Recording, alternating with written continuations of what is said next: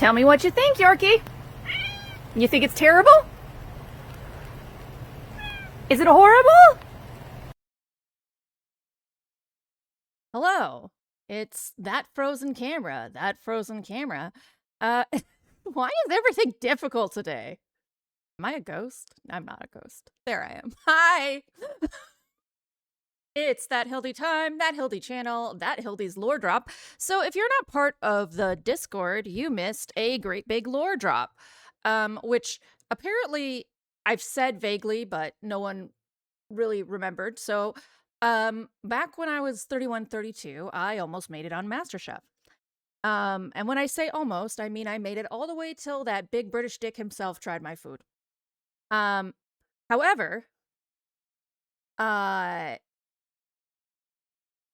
I had this bitter ex-girlfriend and a really shitty boss, and this ex-boss did not like that I filed unemployment. He then claimed I stole all my paychecks, and believe you me, I did not. I would have definitely written them for more money. And like I could barely pay rent. And he filed charges. It became so abundantly clear to both my lawyer and the prosecutor in the process of this that I was innocent, that they did several things that they're not supposed to do. Like I talked to the prosecutor 7 times or something like that. She regularly made passive-aggressive remarks that were basically like, oh, this is such a designer charge right now. So, you know, the DA is just aggressive as hell, and things like that. Oh, no, no, no, no, no. This is, I've already brought up the felony on camera before. And so here's the thing. I got arrested for that the day I talked to the private detective. So the private detective was like, just tell me what's going on. If you tell me the truth, it won't matter. And it's true. There's lots of former felons on MasterChef, whatever. But it was right after the private detective spoke to me. And my ex-girlfriend made sure to like call me a liar and a fake. So I got knocked out after being their literal favorite. Like the producers were constantly saying, you need to be like her through the whole process. Oh, nah, this is my business, but it's also everyone's business. And I got on the strength of my Chinese food.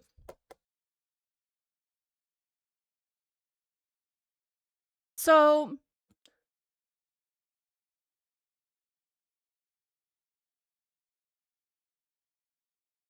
repeating this story in Discord made me realize I kind of stopped cooking after that. Makes sense. I mean, I was crushed. I'm still crushed. I try to get on reality TV all the time because of it. But there hasn't been a scenario where, like, I really had the opportunity, and I might never. I always wanted to be on TV. When I was a kid, that's what I wanted to be. I wanted to be a singer or an actress or a novelist. Like when I was 6, I was like, I want to be a novelist. Like Clarissa Explains It All. And the fact is, I've always been a very advanced writer. So, it's just writing a book is hard. And then I also wanted to be an actress. I wanted to be a singer. And I'm not that good at singing, as we all know. I'm better than a lot of people, but I'm the kind of singer that it's more fun to say is bad than good. And then, but I'm a great actress, great voice actress, great everything. And my personality, I know, is unique. And I've always wanted to just show it, because if I could show it in a public forum, you know, it'd be great. So I keep trying to get some sort of leveled up exposure like that, because that's who I've always been. I've always wanted to be famous, like literally. But I really didn't get the support or the environment. You know, I've been supporting men and women my whole life, or myself while I was a kid.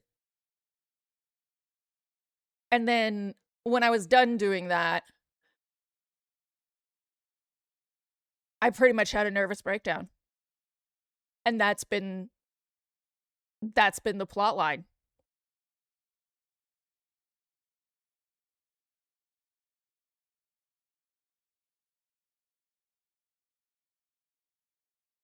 It sucks, doesn't it? So I don't talk about some of this stuff a lot because my lore drop is really depressing. I tell people the more you get to know me, the more you realize I'm just nothing but a violin song. Please don't hate me afterwards. But, you know, I can't tell you a good thing that's happened that didn't end up costing me.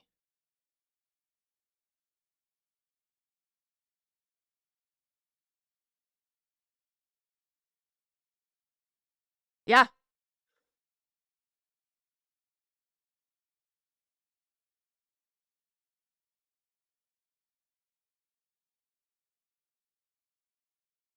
Yeah, being neurodivergent or chronically ill is a bummer. Yeah.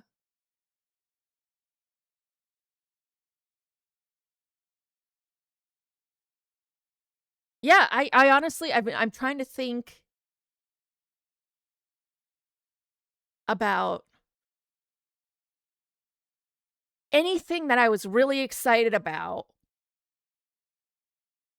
whether that ended up being the cause of misery or not. And almost everything has been the cause of misery. I say almost because I can't guarantee I'm remembering 100%, but I cannot think of a single thing that was not a cause of misery.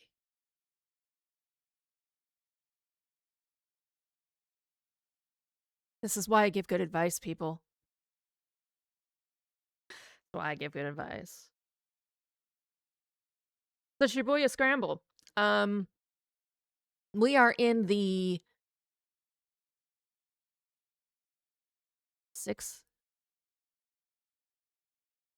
5 o'clock. We're in the 5 o'clock hour. There's only 2 blocks of story left. This and then the 6 to 8. So we're on the cusp of the end, my friends. Oh, it's morning. It's not morning, but it's morning. So,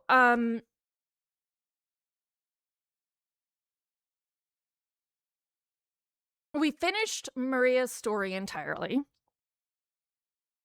Let's actually turn on, like, gameplay and stuff.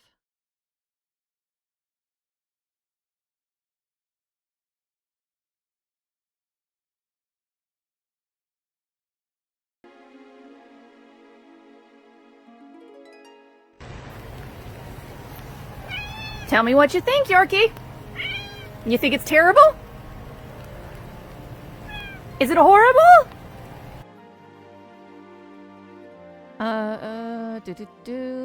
This is gonna be loud because Shibuya Scramble is loud. Game. Mink.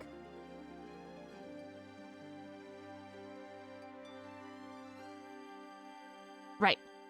So we finished Maria's story entirely. She's donezo. And the end was, or Tama's story, as it were, and the end was she remembered who she was, and she didn't die.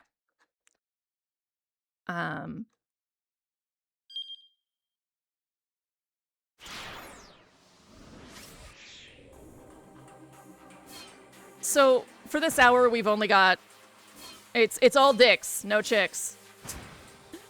You actually can't go around the circle because they just didn't code it that way. Because Tama's missing, they were just like, we're not gonna do that.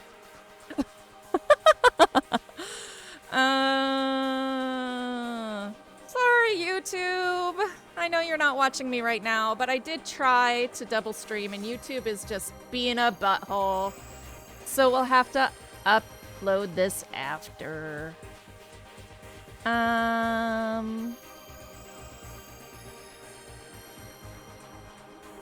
So.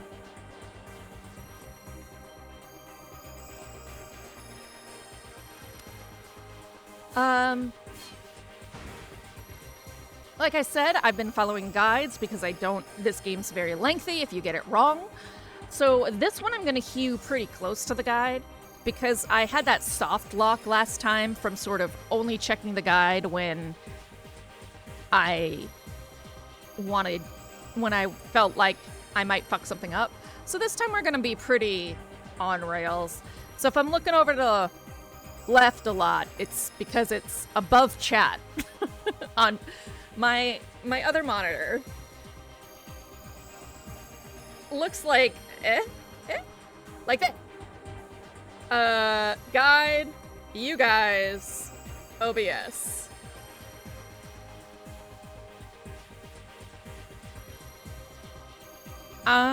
Let's go. Hopefully this will be distracting enough, Megan. Oh yeah. Oh shit. That's right. We ended with Kano having this fucking... I actually, like, after this stream a couple weeks back, I turned to Victor and was like, that was so intense. I'm really stressed. Because I do try to voice act these, and the amount of intensity I had to do was just so much. Okay. A gunshot rang out from Tatano's gun, but it was a wild shot, fired reflexively as the weapon flew out of his hand. A figure had leapt from behind the water storage tank, kicking him in the arm that held the gun. Then, moving almost too fast for the eye to track, the newcomer delivered an elbow strike to Tatano's jaw. Kano didn't even have the chance to fire his gun. Before he could react, Maria's kidnapper was already laid out on the ground. Without so much as looking back, the girl bolted down the stairs. "Maria!" Kano shouted. He started to chase after her, but a bright glimmer in the corner of his eye stopped him in his tracks. The strange assailant had drawn a knife and was preparing to slit the unconscious Tatano's throat. Kanan, you gotta step away from the murder panda ledge." Kano quickly brought his gun back to bear. "Stop right there." The knife stopped. Oh, that is not Kanan's hand, I think. Well, it could be. It could be. The knife stopped mere millimeters from Tatano's neck. Kano was sure that if he hadn't intervened, the detective's throat would have been slit already. The knife wielder pulled back the hood that... Yeah, okay, it is Kanan. Hood that had been concealing her face. I know you, Kano said, shocked to see that he recognized the attacker.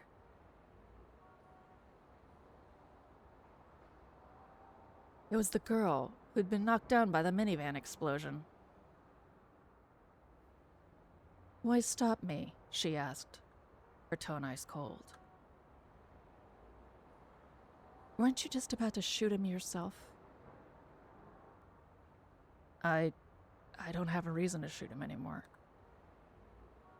Not now that you've helped Maria escape. Please, put the knife away. Y'all, when you do her brows, you gotta be careful. You're leaving fucking holes. Very well. Looks like he's not waking up for a while anyway. The girl withdrew the knife and rose to her feet.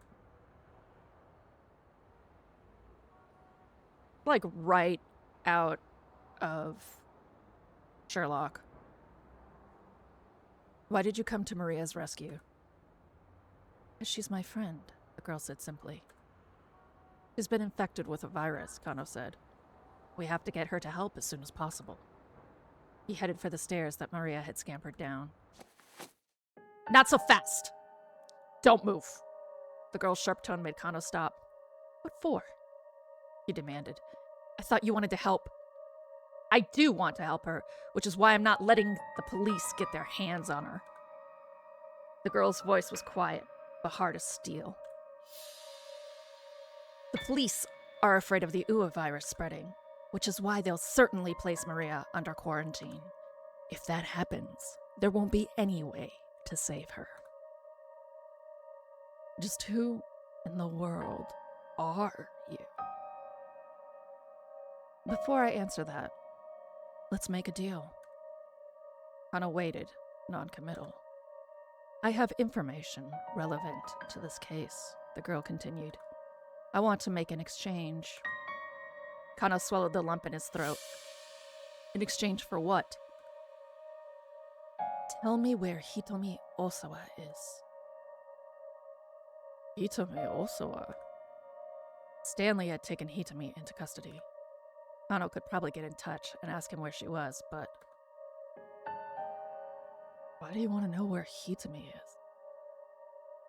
Do we have a deal or not? Girl looked like she was in no mood to argue. Still, if she knew about the UA virus, she was probably telling the truth about having information. But it was a violation of police policy to leak information on any investigation to a third party. Besides, was it wise to trust this young woman without knowing who she was? Kano weighed his options for a moment before replying. First, I need to know who you are. My name is Kanan. Kanan? Kano thought back to the grisly scene at the Foreign Syndicate's hideout. Did she do that? Kano was almost afraid to wonder. I love that they've put her in this oversized clothing. It really emphasizes that she's been forced to grow up.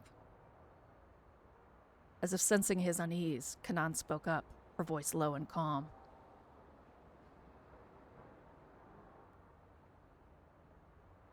Once you hear what I have to say, I think you'll be more inclined to tell me where Hitomi is.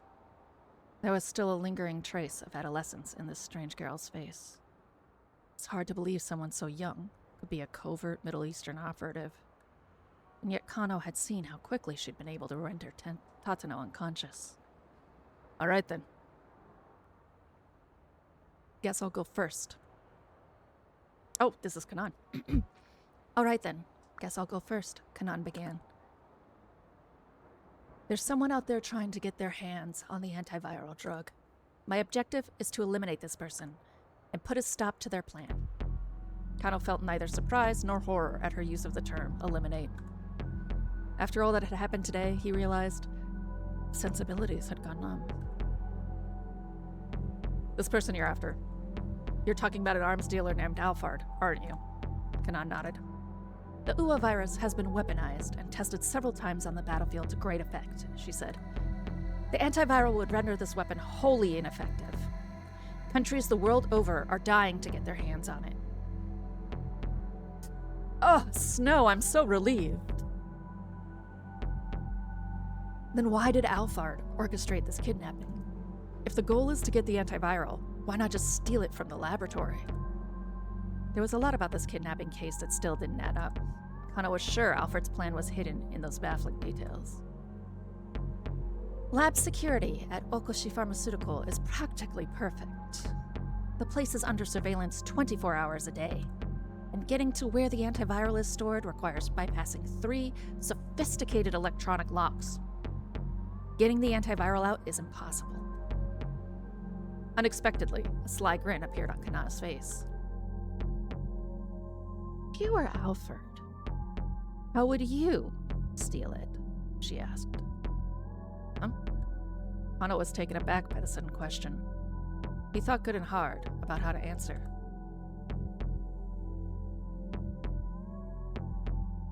If you can't sneak something out, maybe you could sneak something in? Megan? You around? She might be working. If Megan's around, do you mind giving a Shibuya scramble? She's so good at summarizing things. Otherwise, if she doesn't respond in a few minutes, I'll give you a what's up. Kano hadn't had any particular flash of insight. He just figured the opposite of the obvious might be the answer. To his surprise, Kanan gave a nod. Very astute. Wait, really?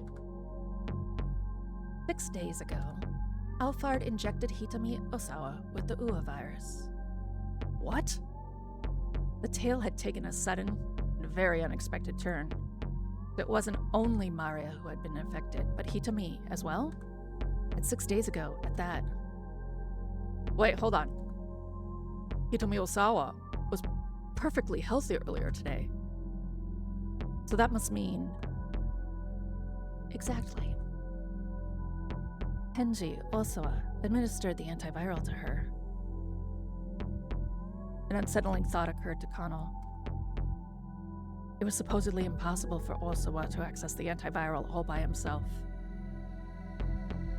But if he'd been able to give it to his daughter all the same, then that had to mean he needed Mamoru Tanaka's help to do it, of course, Kanan said. Which is why Alfred bribed Tanaka ahead of time. So that's what happened. Tanaka had been paid off to inject Hitami with the virus. Getting Osawa to take action at that point wouldn't have been difficult.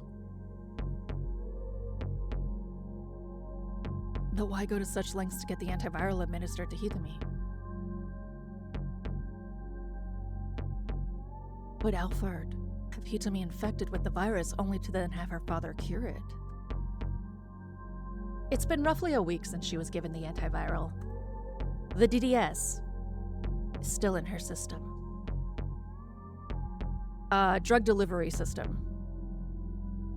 This is often lipid casing because it doesn't dissolve in water, and it can linger for up to 30 days. The what? Essentially, taking blood from Hitomi Osawa now would allow someone to extract minuscule amounts of the antiviral. Kano was stunned. Suddenly, all these seemingly unrelated threads were beginning to form a pattern. So since getting the antiviral itself out of the lab wasn't an option, Alfred must have thought of using a human vessel, he murmured. Which means the thing that Alfred's really after is... Kanan nodded. Yes, Hitami's blood, she finished. Alfred specifically requested that Hitami make the ransom handoff, Kanan said. Additionally, the crime syndicate was hired to carry out a relay with the attaché case containing the ransom money. This would disrupt the investigation and distract the police, allowing the kidnappers to target Hitami in secret. Wait, no, hold on. Lots of bananas, no. After this scene, I'll give you a quick what up. I tend to also chime in with context at certain points when it won't interrupt flow, so you'll get there. There was something about the story that still made no sense to Kano. Tell me this, he said to Kanan. Why not use Tanaka for the vessel instead of Hitami? Hitami has a blood type called Bombay blood, which is a real thing. It's super rare, mostly centered in Bombay. But in general, in the eastern side of the world, it's like a super O blood.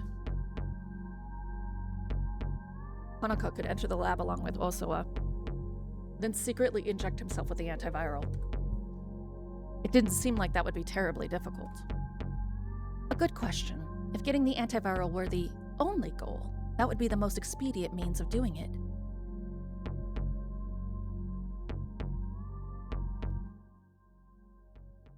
Point taken. Too loud.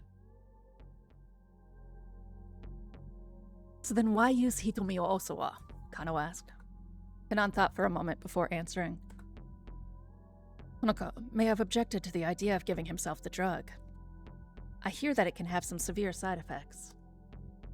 But she seemed unconvinced by her own words. Do you know why they targeted Hitomi? I don't. But I'm sure there must be some reason. Snow, I love reading this game. I get into it and voice act as much as possible. So I was like, if there's anything distracting from my lovely voice, I must fix it. Alfred hadn't gone with using Tanaka, which would have been the sure thing. Instead, they'd gone with Hitami. Hitami was injected with the virus, brought into the lab, and used to sneak the antiviral out. Now, the plan was to extract the antiviral from Hitami's blood. Something about this idea still struck Kano as incredibly odd. So wait, why not just abduct Hitami from the very beginning? They're twins, asshole. They made a mistake. Why kidnap Maria instead? Had the kidnappers mistaken Maria for Hitami? The two were twins after all, so it wasn't inconceivable, but it's my fault that Maria was kidnapped. Kanan looked away. I contacted her before this all started. I told her about the kidnapping plan, and I gave her a GPS beacon to give to her sister, so that I could track Hitami's location after she was abducted. But my plan backfired. Maria switched places with Hitami and let herself get taken by Alphard. What the hell? Why hadn't Maria taken this to the police? Or if she was so determined to protect her sister, why not just get her to leave town or something like that? There must have been some sort of accident, though, Kanan continued. The GPS was never turned on after the kidnapping, and I wasn't able to track Maria down. But there was something that even Alphard hadn't counted on. Kanan cast a glance over at Tatano. This person right here, she said. So Tatano had disrupted Alfred's plan by going after Hitami himself. So Hitami has Bombay blood. Tatano's first and only love. Eventually married a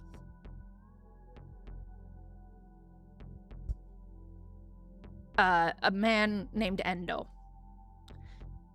Endo's second child looks incredibly like her and has a heart condition. She also has Bombay blood.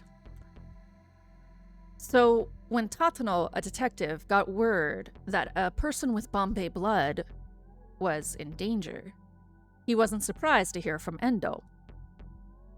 Endo, desperate for his daughter to live, and having had his wife, so Endo eventually married her. He was Tatano's friend as well. It was a little triangle.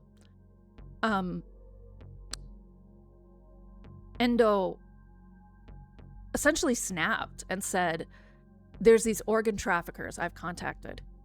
If you can deliver a freshly deceased Hitami to the hospital, Suzune, who'd had a sudden downturn, she can have that heart transplant. So Tatano, who's been suffering in guilt for 15 years, and literally suicidal. There's a lot of things, he's a detective that Kano admired, and he did all of these really brave things, but all of them were just trying to put him in harm's way. Has been hunting Hitami for that reason. Considering where it's all led, Kanan continued. Yeah. This heart transplant, we vaguely knew, so one of the characters you'll meet is Achi, Suzune's sister. We vaguely knew that it needed to happen, and we knew she had Bombay blood. So this was not thrown on top. This has been really well woven. You're in like chapter 10. So this has been really, really well woven throughout. Tatano's involvement was the surprise. Not that Tatano wanting to kill Hitami, when we realized Hitami had Bombay blood, and we realized Suzune did, became very obvious, but I just didn't know why. Why was he hunting for Suzune? Then we got the backstory with him, Endo, and I can't remember the name of the woman. He was a starting detective, and he had broken up with her in high school. Endo ended up marrying her. He ran into her in Shinjuku because they all live basically where they grew up. And a meth addict who'd lost his mind was going around stabbing people. So Tatano insisted on walking with her to the bank. They end up running into Endo, because Endo almost never dropped the money from their store. He runs an electronics store, but this time he did. They end up running into him, and the three of them, they take a lunch break. Nothing crazy, some nostalgia. This meth addict was literally stalking playgrounds, so Tatano's saying things like, we need to go now. And this guy shows up, grabs the woman. Tatano aims, and Endo is like, don't fire, you'll kill her, but Tatano and the woman both know he's not. He hits the meth addict, knocks her free, turns to Endo and is like, see? But the meth addict just stabs her because she's walking towards them, but he's like, he already was like, she's gonna kill me, he's having a severe paranoia break. So Tatano feels responsible for her death. And Endo's been playing on that for 15 years. And the moment and he didn't know Suzune existed. Endo's been playing on that, but hasn't really talked to him much. He just knew that she was born, right? Tatano visited the woman's grave and met Suzune there and thought he was talking to a ghost. So he eventually, after meeting Suzune about 2 years ago, called Endo and said, holy shit, it's like a ghost. And turns out Endo's just been losing his goddamn mind this whole time. Slowly but surely, he doesn't want to lose his daughter. She's been sick for a while. So when she took the downturn, Endo seized it.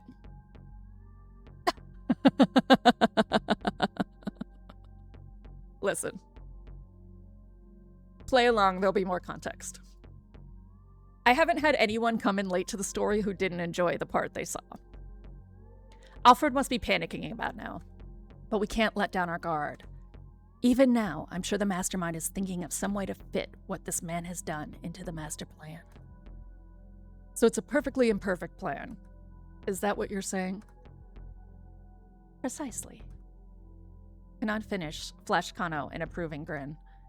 Heard that from Stanley, Kano said, the man who drove you to the hospital earlier. That case officer, huh? Case officer?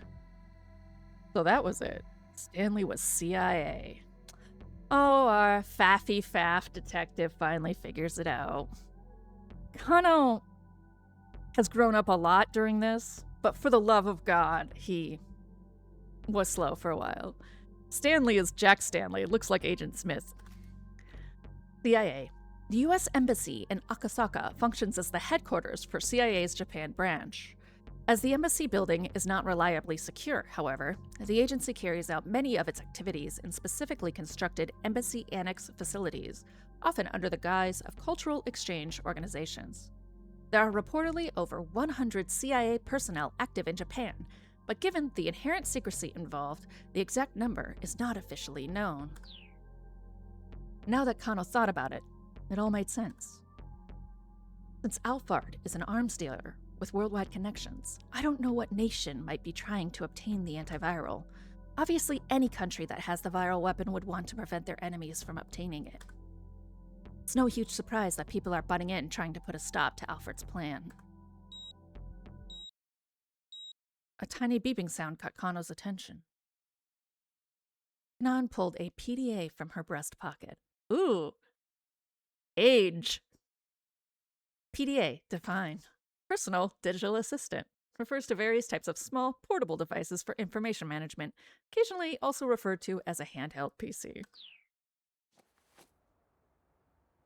Interesting. The GPS I gave to Maria has just been powered on. Now I can find her location. Where is she? She's on the move. Why is the GPS suddenly active now?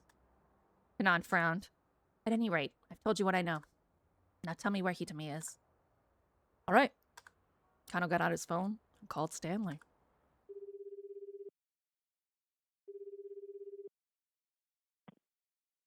The American was quick to pick up. His Japanese is apparently flawless. What's going on? Where's Hitami? We're on our way to Endo Electronics. Endo, that's the heart transplant guy.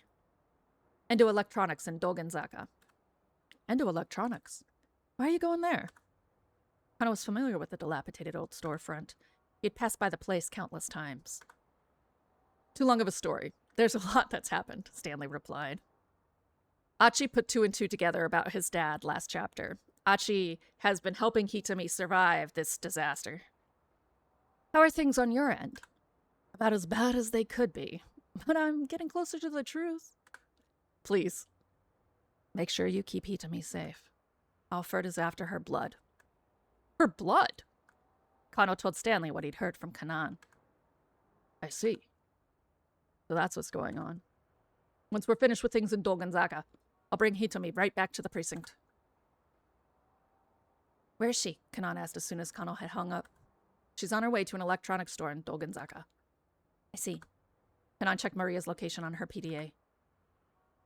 First, I need to get Maria, she said. I'll get to Hitomi after that. I'm going with you. Be my guest. With that, Kanan was off and running. Bro, you can't keep up with her. She's like 14. You're 30 and wishy-washy. Kano took one last glance at the unconscious Tatano, then hurried after Kanan as fast as he could, which was not fast enough. They ran from South Hill and Nanpeidai toward Shibuya Station. As they darted and weaved madly through the narrow side streets, Kanan took an occasional glimpse at her PDA. It felt to Kano like they must be taking the shortest possible route to Maria's location. He stayed quiet, keeping pace as Kanan led the way. Before he knew it, they were heading up Dolgenzaka. In not too long, they'd be at Endo Edge Electronics. Hey, Kano called out to Kanan. What? She shouted back without turning. Are you sure this is the right area? Are you doubting the GPS? No, it's not that. Kano scanned the area. It's just that Endo Electronics is right up ahead. What? Kanan stopped abruptly. What are you suggesting? The twins are heading for the same location. That's my guess. Still, what did that actually mean? Kano hadn't figured that out yet. They took off running again, and before long, Endo Electronics came into view. Kanan stopped in front of the shop door. Right here, she said, glancing again at her GPS. I knew it, Kano thought. Endo Electronics, the same place Hitomi was headed. Guess we're all winding up together, Kanan said. Or else we've been brought together. She peered keenly at the building and its surroundings. Kano swallowed hard. We? You think you've been roped into this too? Quite possibly. Kanan flashed a winning smile, then started to head into the shop. Hold on. I need to report into HQ. Kano hurriedly called Kuza on his cell.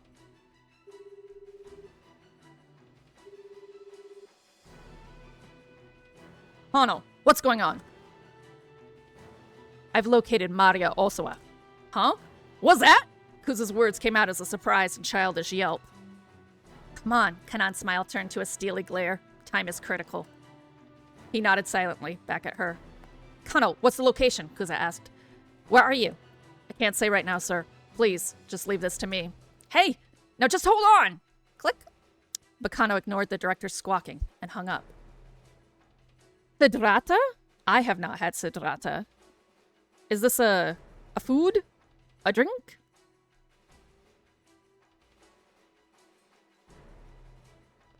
Megan, listens while she's at work.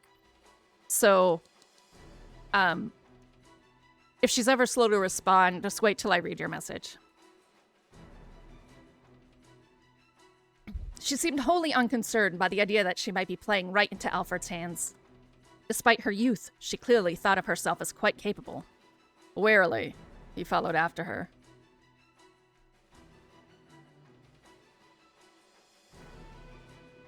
A soft drink, a citron-based soda.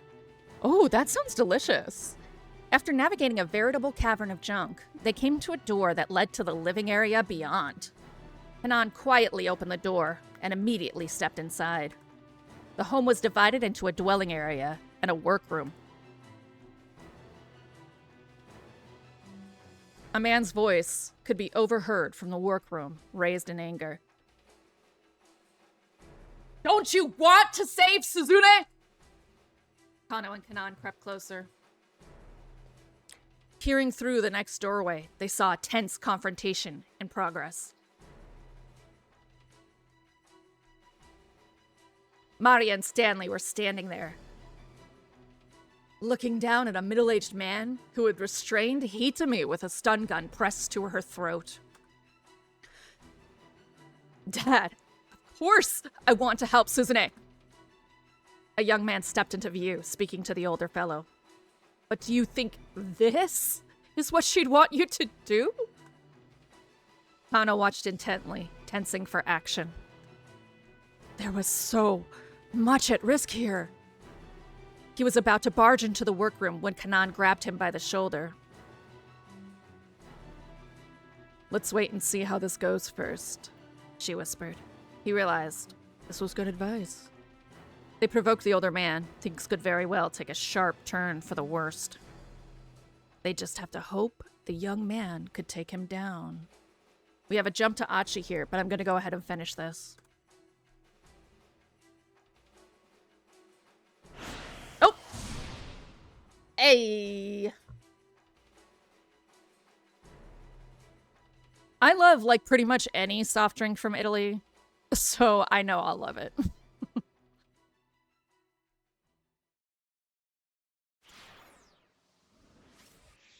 All right, Kano. You had to jump to Achi, so we're just gonna hop to Achi and work our way towards that jump.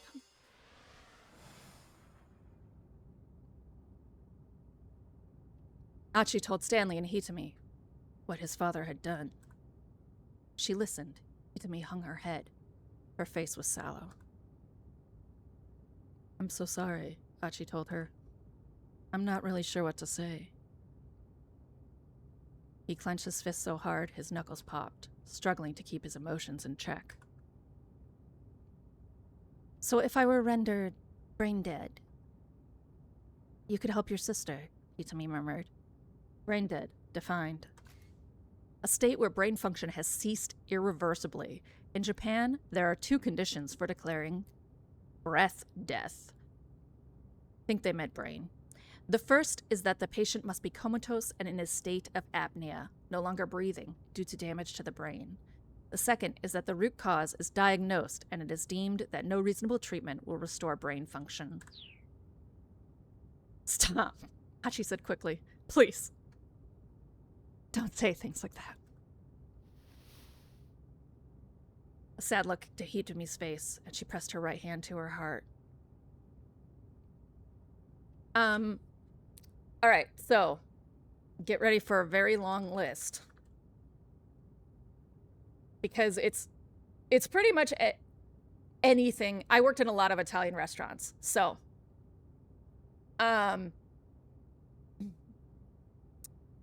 Crodino, San Bitter, Chinotto, Gingerino, Gazzosa, Razziata. I think I've had an Aqua e Menta.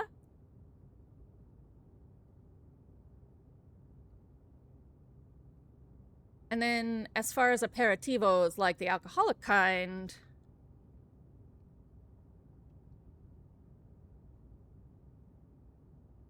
lots of Aperol, Campari, Spumoti.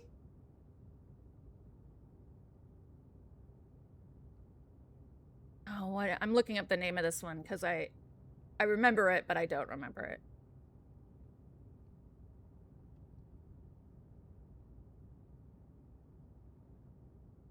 I worked in, like, the bougie American ones where I had to know about grape varietals.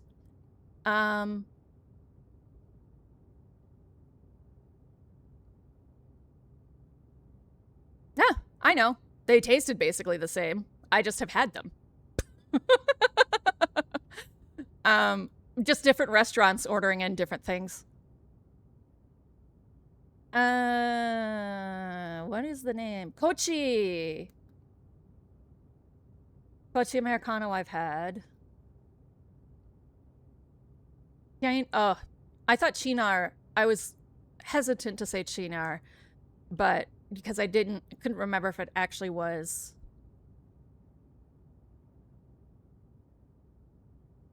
Again, I worked in bougie Italian restaurants, so it's not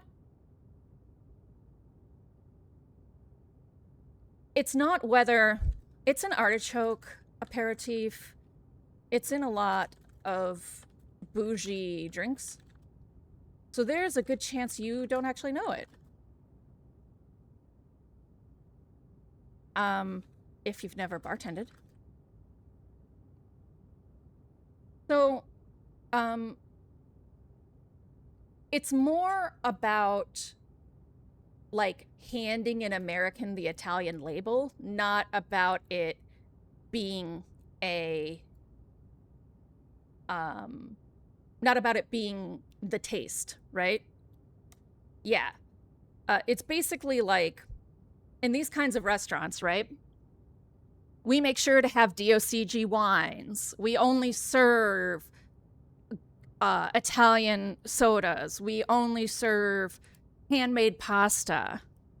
Everything's sourced to Tuscany, right? At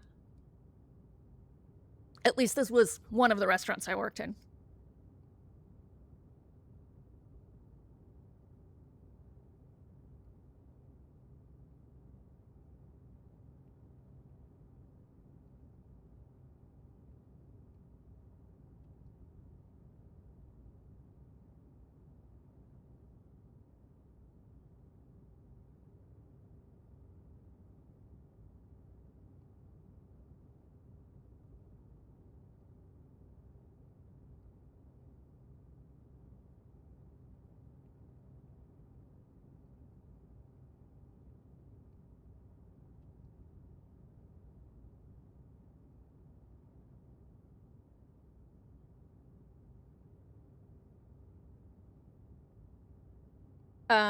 Yeah, like I have to know all of the varietos that go into a Valpolicella, right? I probably don't know wine as well as you, obviously, but I could stand up on my own to an Italian talking about wine. I can talk to you about Barolos. I can talk to you about bad years. 2014 was a terrible year in Italy. All of your fields got smoked.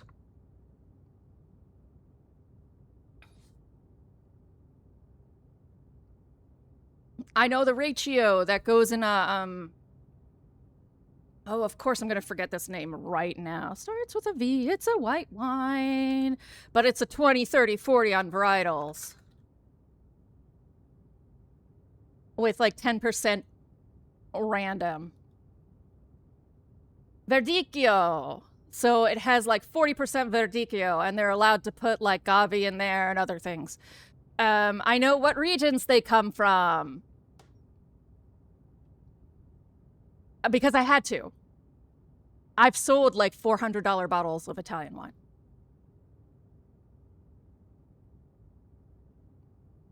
They're mostly Barolos in the States. Occasionally we get a Chianti worth that much. But it's usually a well-aged Barolo. Obviously not from Tuscany, but yeah, so it's just like a image thing.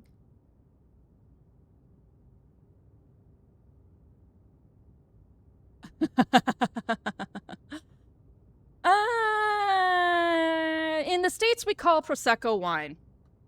Though I agree with you that it is a different category technically. But we call it a carbonated wine. I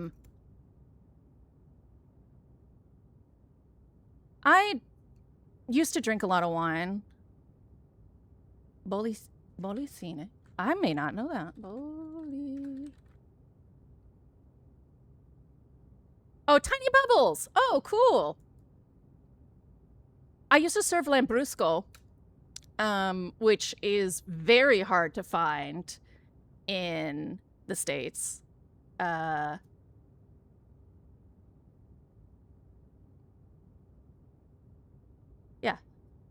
So I personally really liked Italian wines. And I do buy Italian wines for myself, but I am at a point where like one drink gets me drunk and I get red wine headaches and shit because I'm old. So, but I love having fava beans with a nice Chianti.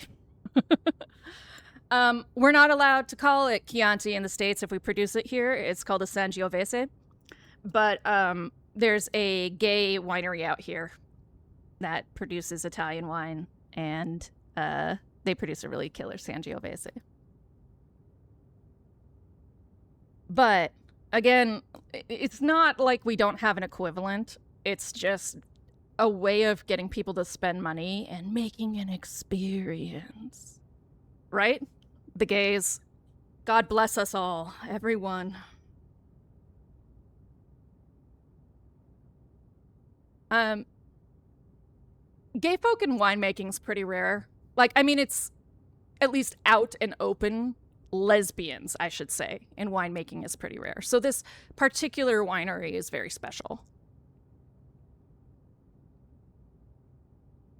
It's also very special because growing Sangiovese in the States is very difficult.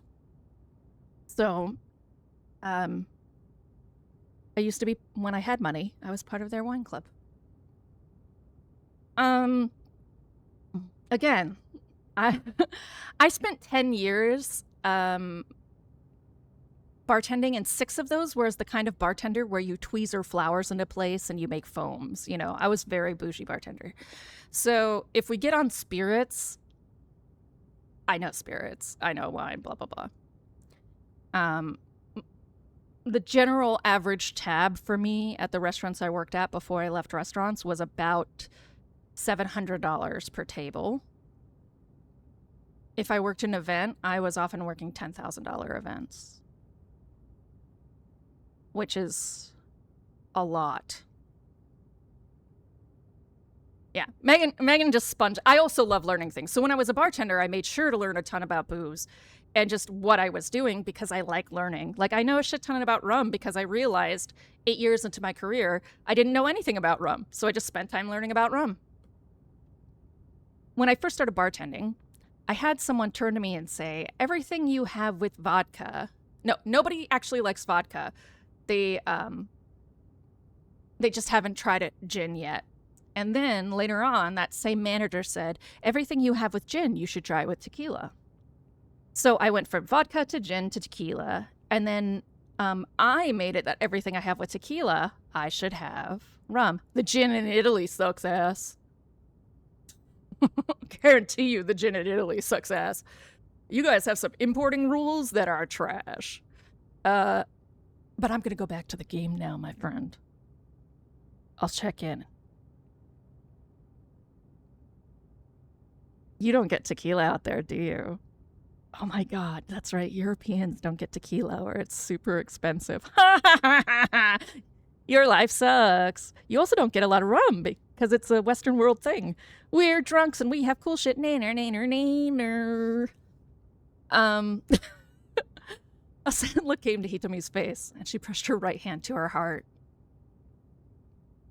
I mean, to find out like this. She turned to see I'm still stuck on booze. I can't play it.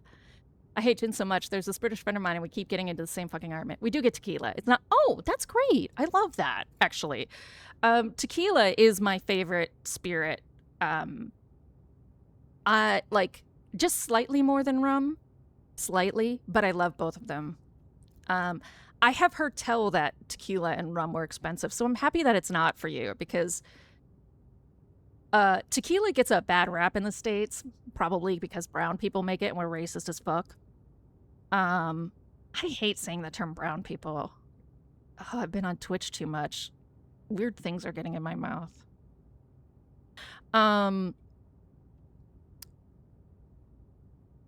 But I love tequila. Rum is probably my favorite to mix with. I think it's a very surprising spirit. And you don't have to put sugar in things where you have rum. What's really interesting about rum is that almost everyone, same with vodka, almost everyone drinks bad rum and vodka.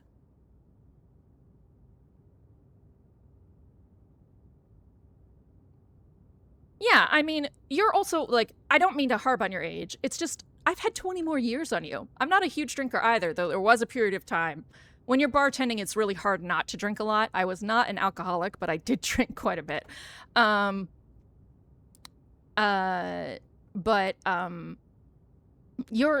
I've had 20 years to be not a huge drinker, but to have tried a lot of stuff. I love a nice Amaro after a meal. I love having a vermouth. One of my favorites is a vermouth spritzer. I have some Sakura Blossom vermouth from Italy in my fridge right now.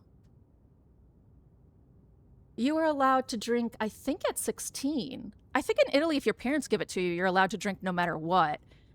But I think it's 16 for Italians. I've had to serve Italian kids in my restaurant.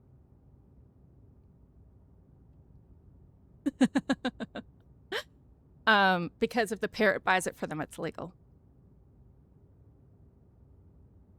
And my boss insisted we follow those rules. It was not legal in the States.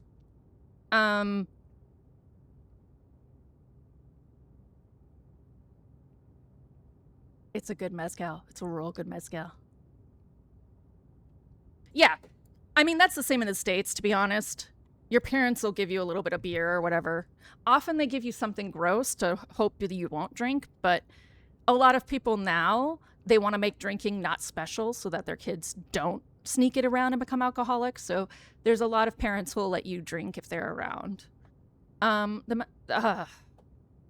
mezcal I gave you is a, what type is it? Oh, it starts with a J. No, it's a B. It's a Bozal. So Bozal is a specific type of agave. It's really good. My first alcoholic beverage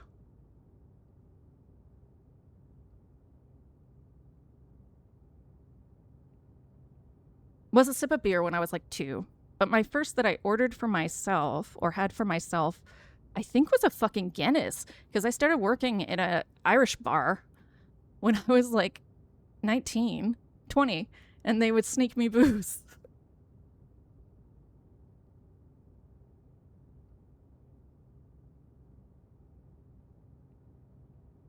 The one I remember is champagne.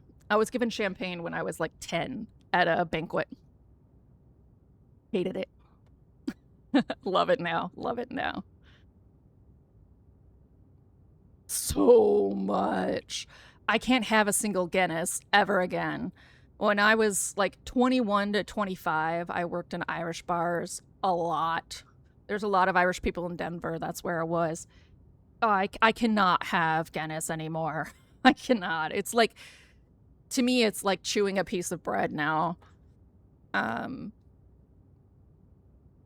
You know, I'm not surprised. The level of Guinness you have when you work in Irish bars is so high.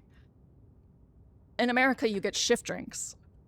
So depending on the restaurant, you either get 1 or 3. Some don't do shift drinks because they don't want to encourage alcoholism, usually the bougiest ones. And they don't want you drinking after work, but you do get a heavy discount. So in Irish bars, you get like unlimited shift drinks if it's beer. So after work, you just have Guinness and Harp, Guinness and Harp, Guinness and Harp. I was 13 or so when my mom and aunt started letting me have mimosas at family events. My dad was an alcoholic, so we stopped having any access to anything alcoholic or knowledge of it when we moved from New York to Colorado when I was 10.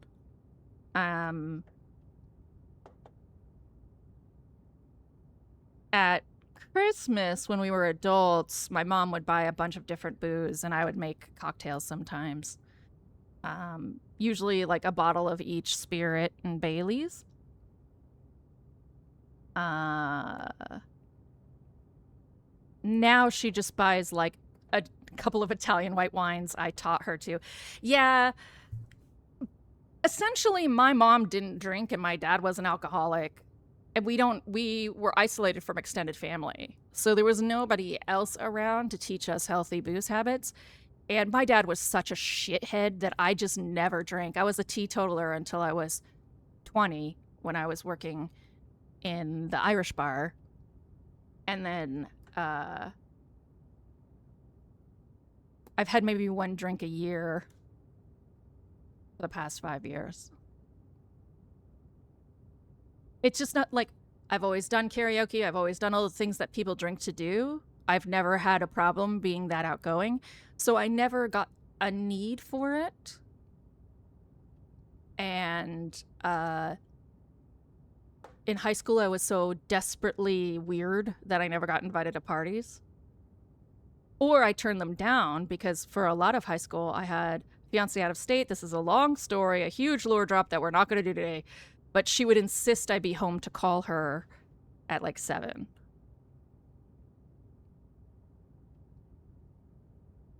So, really, Snow, I was a lot like you and remain like you to this day. Yeah, the lore drop is not... I already Master Chef lore dropped in Discord. We're not going there today. There'll be a Hildy lore video soon enough. I've been streaming for over a year. But for now. For now, I'm going back to this damn game. No, and you know how to get me talking. This is the kind of game, though, that talking in the middle is like... So I'm going to start talking in between sections, because breaking the flow of it is, like, terrible for people watching the VODs. She turned to Achi, tears glistening in her eyes. I want to help your sister, but... we have other things to worry about right now. This time it was Stanley who cut her off. Remember, Alphard is after you, Hitami. Isn't that what Kano told you? Yes. She said I was the mastermind's target. Hitami wiped her tears away with her fingertips. Hi, honey! I haven't seen you in a minute. Happy Tuesday. So Alfred and Achi's father are after the same thing, Stanley said. Is that just a coincidence? It didn't sound like he thought so. Hold up, Achi growled, leaning in from the back seat. Yeah, my dad's way out of line, but he did what he did for Suzune. He wouldn't work with terrorists. I'm not saying he's deliberately aiding terrorists, Stanley replied coolly. It's common sense that a pro wouldn't get an amateur involved with their plans. That makes it too likely that a clumsy misstep will cause things to fall apart. But then again, that's not the way Alfred thinks. So, actually, the likelihood of failure could well be part of the plan. Achi thought back to what Kanan had said earlier.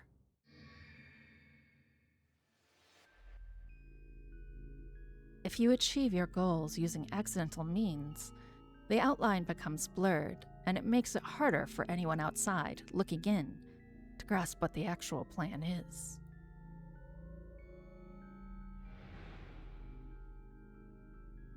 Not only have they put together a perfect plan, they've purposefully left tiny holes in it.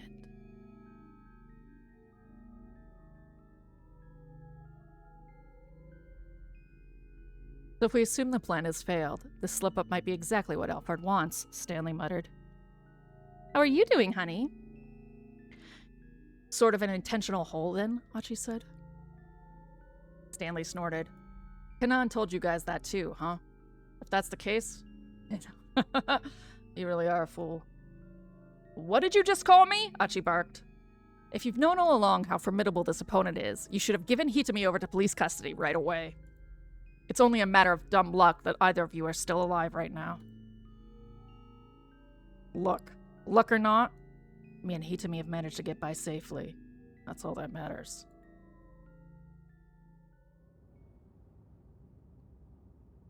What exactly is the relationship between you two anyway? None of your business, Stanley. Are you guys dating? Achi and Hitami exchanged glances. When Hitami hesitated uneasily, Achi decided he'd better speak up. No, it's not like that. We just happened to run into each other earlier today. Guess I'm not the kind of guy who can abandon someone in trouble. Can't abandon someone in trouble, huh? You sure you're not just trying to make yourself feel self-important? There are plenty of people out there that you can't see who are also in trouble, who are also suffering. If you can only help the ones close at hand, then what's the point, really? The world's a lot bigger than you can imagine. There's a lot you're blind to. So what? If I see someone who's in trouble, I'm supposed to just ignore them? Nah, I can't do that.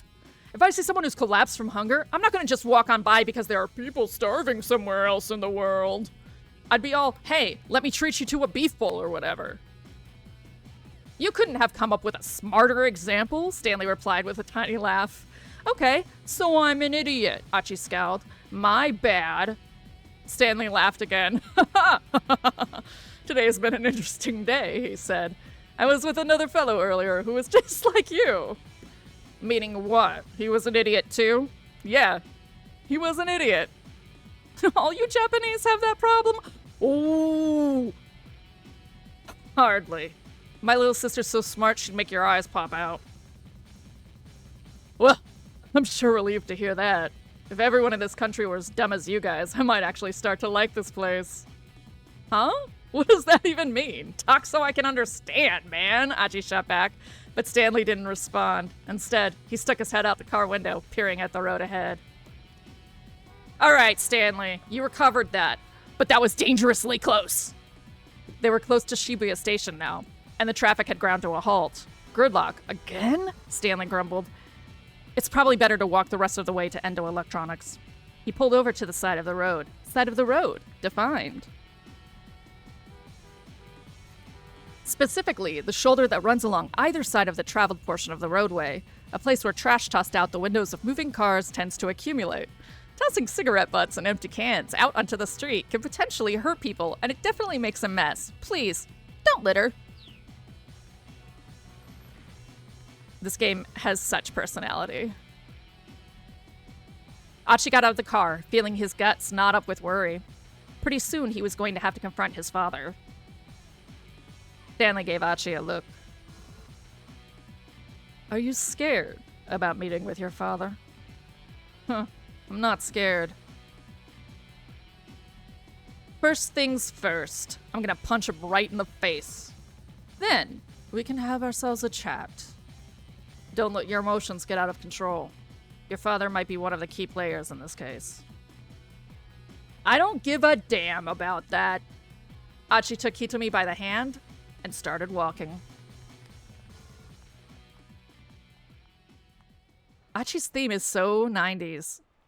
They'd gone up and down Dolgenzaka so many times today already, but this was probably the last time he and Hitomi would make their way up the hill together. Oh.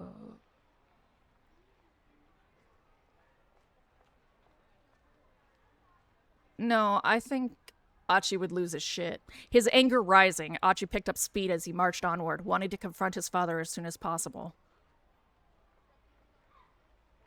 His father was wrong. Even if he was acting to save Suzune, he was absolutely wrong. A crime was a crime, regardless of the motive. This was a crime his father needed to atone for. And if he resisted, Achi would take him down, even if he had to use his fists. Even if I have to use my fists. Aw, man, are we gonna have another Yakuza flashback? Oh, no. Tiny Achi. A memory from long ago rose in Achi's mind. Pure white karate-gi. Thrusting out with his left fist. Daisuke collapsing to the floor. That's his dad. One of many memories of his father that Achi could not forget.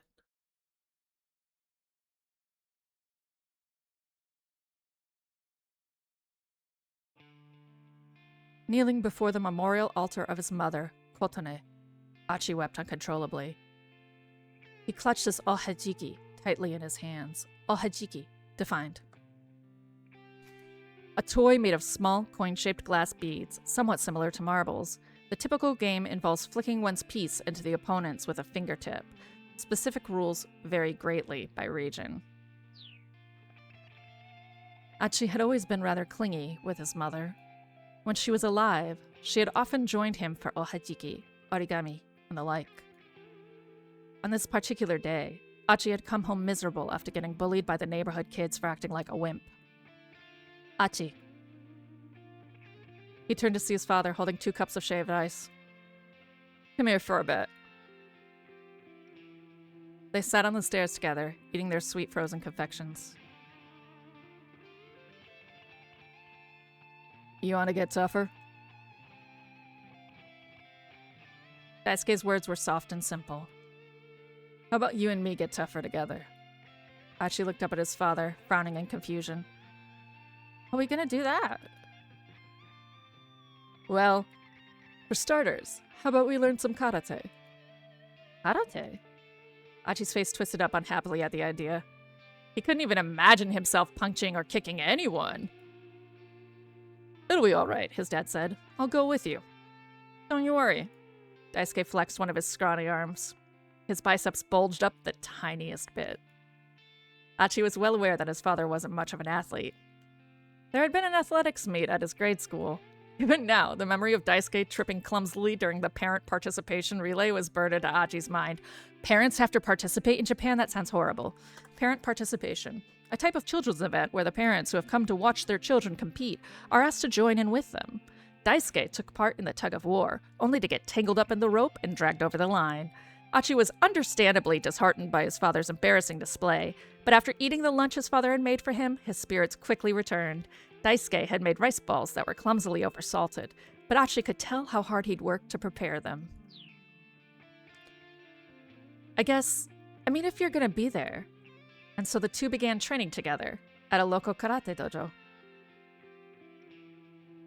Achi put on his white gi and fastened his obi tightly. As he did so, he felt as if his feelings were being anchored in place as well. I appreciate that they were like, figure out what an obi is, American. That's the name of the karate belt. 1, 2, 3. Achi's gi. This is the karate I studied, Shotokan. Literally, I'm having nostalgic flashbacks. 1, 2, 3. Again. 1, 2, 3. Again. 1, 2, 3, 4. 1, 2, 3, 4. 1, 2, 3. Again. Achi's gi sleeves made a whooshing sound as he thrust out his fists at time with the sensei's chant. Even simple kata practice made him feel like he was getting stronger somehow. His dad, having left Suzune in the care of their neighbors, was working up a sweat alongside him. But he was out of shape. Snow, welcome to the theme of Hildy's channel. You're not the first person to ask that. I haven't been a cop. And I haven't been in the army. But he was out of shape, and his technique was shaky. He was soon exhausted, and went to lean up against the dojo wall. Achi stepped out of the training circle and called out to his father. Dad, are you okay? Yeah. I'm just gonna take a little break. Daisuke sounded like he was on the edge of hyperventilating. Thanks, Dad. Huh? What for? For asking me to come take karate lessons with you. Achi was sure he'd never have dared to go to the dojo alone. Hey, just so long as you're liking it. Now go on, get back to training. With a deep bow, Achi resumed his kata practice. As they were walking home from the dojo, Achi turned to his father. How come you want to get stronger, Dad? He asked. I mean, you're not getting bullied by your friends. Daisuke was quiet for a few moments before answering. His words came out awkward and embarrassed. I was picked on a lot when I was your age too, Achi. I had a friend who would always come and bail me out. That's Tatano. A friend? Yeah, a friend. A distant look came to his father's eyes. He was a real fighter. I always looked up to him. I wanted to be strong. Like him. His expression turned lonely. I don't get to see him anymore, though.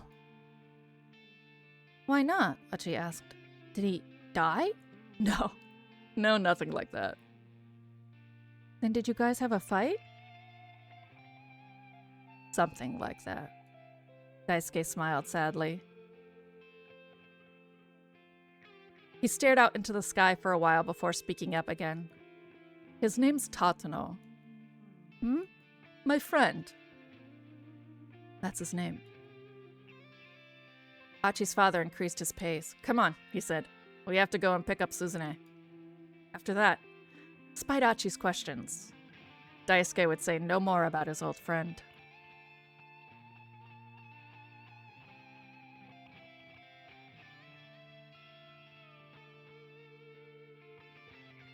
By the time he was almost done with grade school, Achi had grown up fit and strong, almost unrecognizable from his younger self. Perhaps he'd had the physical knack in him all along. He was chosen as the representative for the boys' karate team, even managing to take second place in a national tournament. Nobody bullied Achi anymore. One time, Daisuke suggested that the two of them do some sparring. Achi may have been a national competitor, sure, but he was still a grade schooler, squaring off against an adult. His father had been training for close to 2 years now as well, and his confidence had grown accordingly. Achi was excited to be able to face off against his old man. Except his father never tested out of white belt. So in Shotokan, you actually get stripes. They're called dans. He never got in the obi. He never got a single dan. There's obi-san dan. Oh my god, what is white in Japanese? I've forgotten. Oh, shiro obi-san dan. And then you go into yellow belt. He never got there. Early on in their karate training, Achi's kumite had seemed rather hopeless. He'd been shocked that his out-of-shape father was able to overpower him, but also pleased to get a sense of how strong the man was. This time, Achi thought, he might well lose again, but he was going to go all out. As they adopted their fighting stances, Daisuke's face was full of confidence. The instructor gave the signal to begin, and Achi opened with a sharp low kick. Daisuke didn't guard against it. The blow caught him in the thigh. It looked to Achi like he'd allowed himself to take the hit, not fearing the effect of a child's kick. Achi proceeded to unleash several more low kicks to the same spot. Ooh, fighting dirty.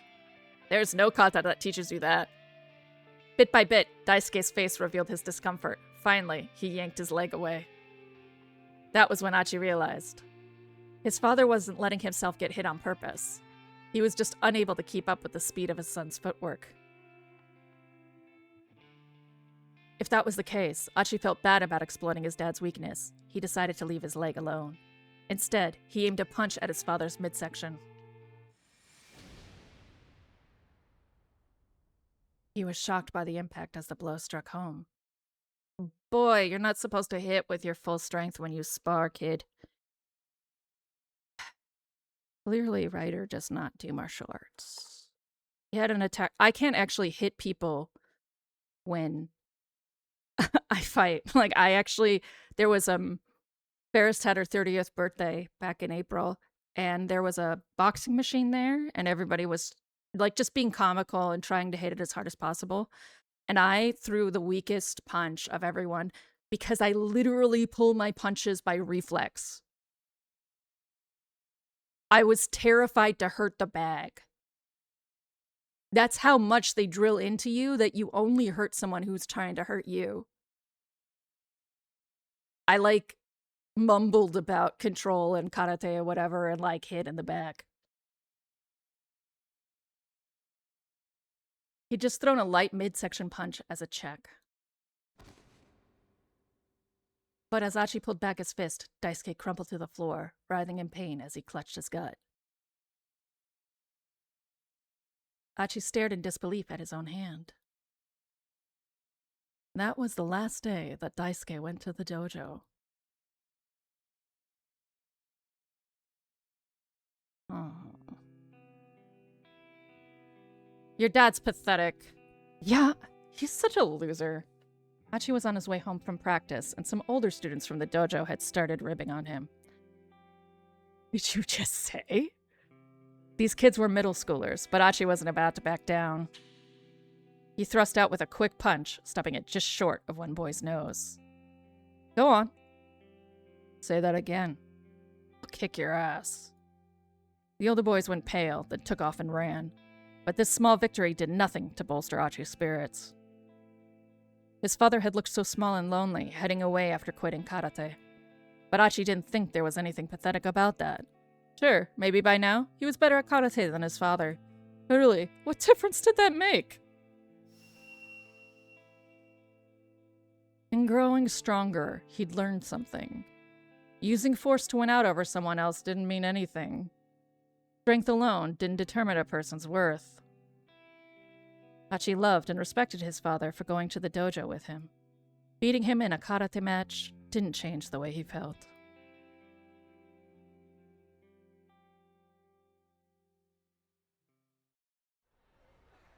Hachi resurfaced from his memories to hear Stanley talking on his phone. I see. So that's what's going on. Once we're finished with things in Dolgenzaka, I'll bring Hitami right back to the precinct. Curious, Hachi turned to the American. What was that about just now? Hello, are you here, Mouse? No? Okay. Stanley's reply was clipped. I know what they're after now. With that, Stanley proceeded to wrap up his phone call. Guess I'm not going to get much out of this guy, Hachi thought. Kano's the other guy he thinks is an idiot. Stanley thinks is an idiot. By now they could see Endo Electronics up ahead. Hachi was about to hurry inside when Stanley stopped him. I'll go in first. You two wait out here. Oh, hey! This is my dad we're talking about. And you don't think it's dangerous to bring Hitami right to him? Well, alright. We'll wait here for a bit. And once we know it's safe, we'll head on in. You cool with that? I'm cool with that. Stanley stepped inside.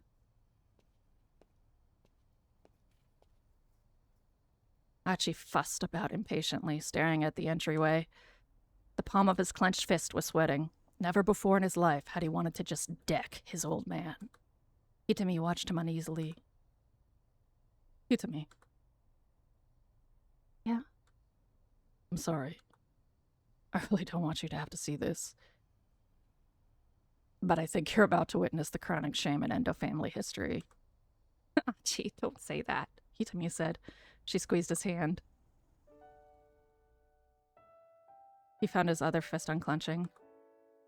Please. You have to try to talk to your father. Yeah, I know.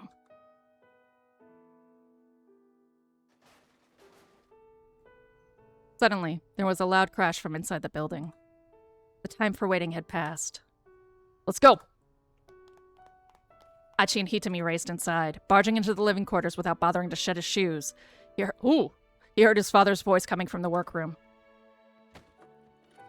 Dad!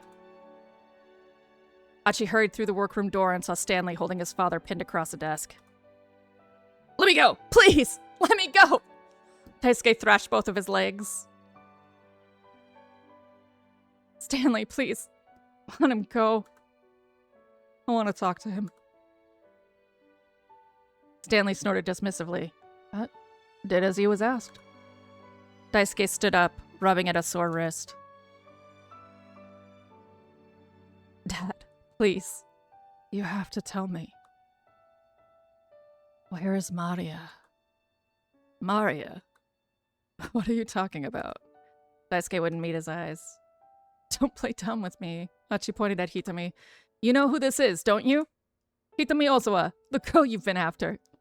Maria is her sister. But Daisuke remained silent. You're gonna pretend you didn't call the hospital. Nothing about maybe being able to get your hands on a heart. I mean, seriously? It's all so simple. Even I can tell what's been going on. You've been watching me and Hitami through the surveillance cameras. And you were telling that guy with the cane where we were. The blood began to drain from his father's face. Don't you go quiet on me. If I'm wrong, then go ahead. Tell me the truth. Daisuke's arm shot out suddenly, knocking an external hard drive from his desk onto the floor. It was over and done before Stanley could stop him. Stanley hunched down and picked up the shattered drive. I'm guessing there was important data on here. Footage from the cameras, maybe? I have no idea what you're talking about, Daisuke spat. You can't do this to an innocent person, Dad, Hachi shouted, grabbing his father by the collar. There was a sound of footsteps from out in the shop. Someone was quickly getting closer. Stanley grabbed Hitami by the hand and pulled her back against the wall.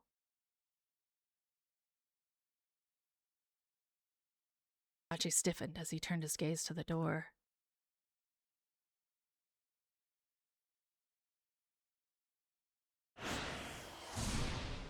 Okay. Let me catch up a little bit. Thank God I was about to unfollow. Jokes aside, as a revolutionary, you can't totally antagonize armed forces. By merely being armed, they become an important player in the revolution, and obviously, you'd rather have them on your side. That being said, it's really hard convincing a cop to embrace communism. Yeah. In America, if you're a communist, you don't become a cop.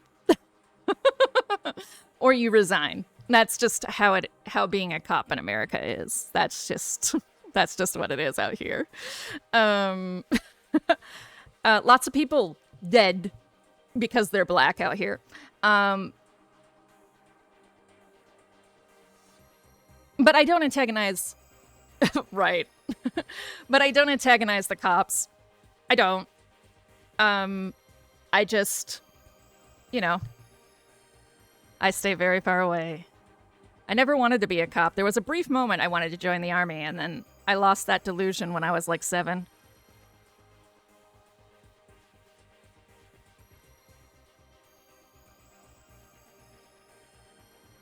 Now's your chance. No, you said you had political stuff.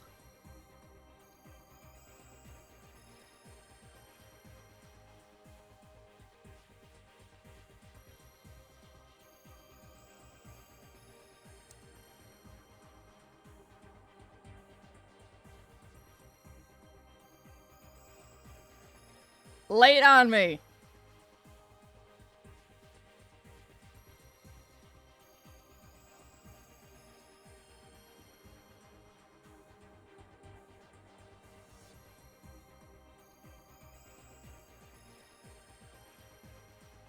While you're typing, I'm going to talk a little bit about the Dead Ducky saga. Posted about this in Discord, but... as a botanist, I'm weirdly qualified to speak on this thing. So the Lincoln Memorial, which Trump and co. painted American blue at the beginning of this disastrous year, has now gotten a photo taken with a dead duck floating in it, and has had a lot of algae. There's multiple kinds of algae. Green algae is algae, but green-blue algae is actually cyanobacteria. It's photosynthetic. Cyanobacteria is what eventually becomes chlorophyll. So in the endosymbiotic theory, you have beginning of bacterial water, you have macrophages going around. And they know they want to eat things, but they don't really understand what they're doing. So... Oh, there we go. I kept hearing myself muted, but my headphones are wired and one's slowly going out. This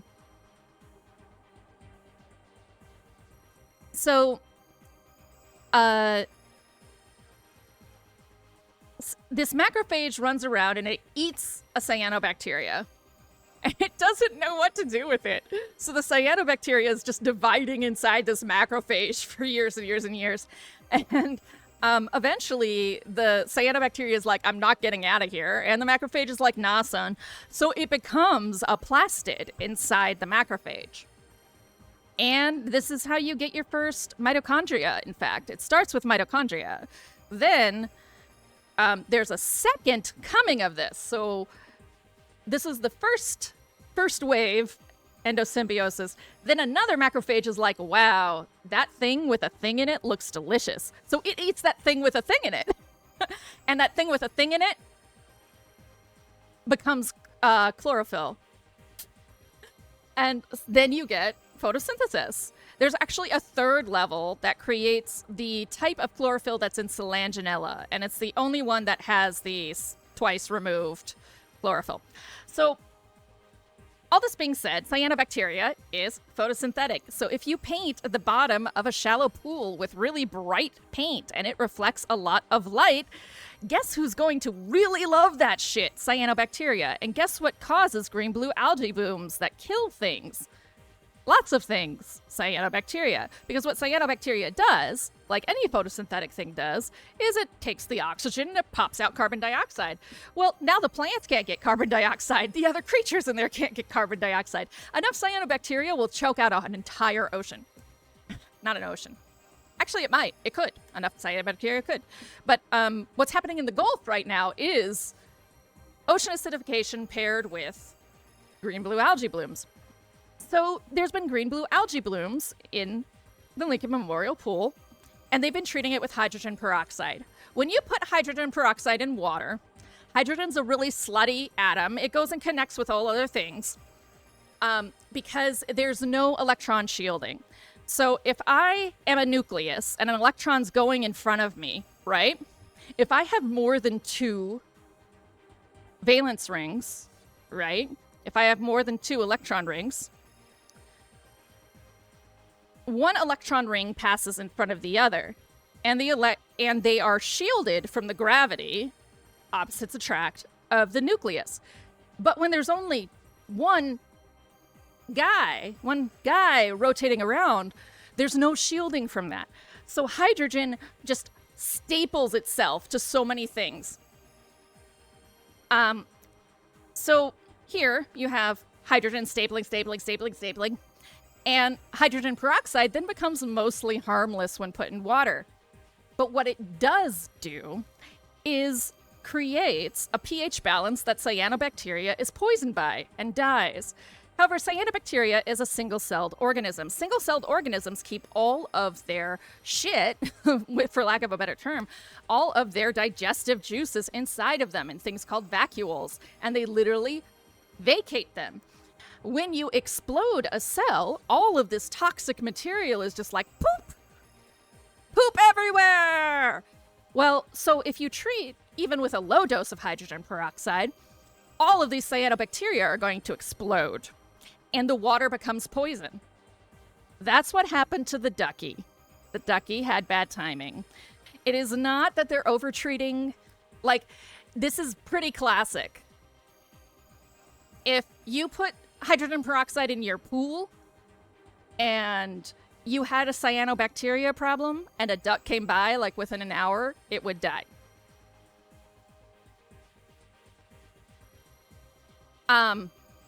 So for once in my life, I defend the Trump administration and say the dead ducky saga is not their fault. It's nature. However, the blue paint they put on the bottom is their fault, and it's also peeling. So if they do a toxicology report on this duck, I guarantee you they're going to find lead or some other toxin inside the duck. The duck definitely died. I will assure you that 95% likelihood this duck died because of dying cyanobacteria. But you're still low-dose poisoning everything that goes in that pool with your stupid toxic paint. That's peeling. So, although I can say the dead duck is not their fault, everything else is. All right. Snow, a leftist party, and I say it in quotes because they both take part in elections because they are basically Stalinists. Gross. Organized a counter-protest to a re-immigration fascist protest organized by an emerging right-wing party. A bunch of immigrants showed up, and the protest organizers, leftists by the way, started asking for documents. So you have a bunch of immigrants who are in actual danger of being sent back to some shithole where they risk their lives, who risk losing faith in left-wing movement because they feel like they can't trust them. So good job on doing literally worse than not. Why? That's literally like having a... I mean, I'm sure you're aware of ICE. That's literally like having... We're gonna do a pro-immigrant rally. These are our neighbors. And then calling ICE and saying, show up. The fuck? Damn, dude.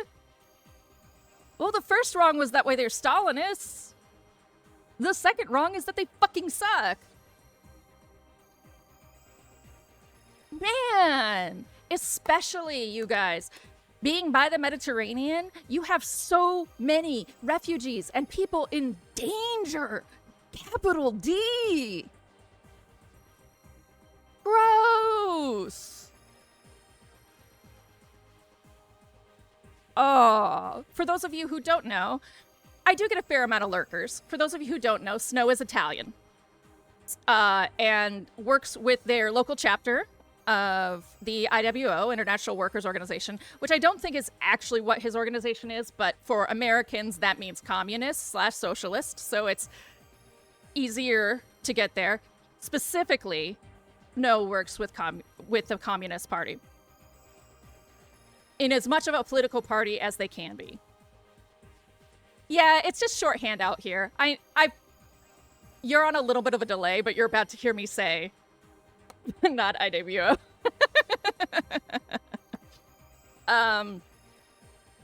It's a shorthand for. So in America, socialists and communists band together still because we're just trying to push it to the left any way we can. So the IWO really represents both interests out here. It's easier to shorthand it than explain Italian communism, which I truly don't understand enough. So, in lieu of getting it wrong, that's why I chose that.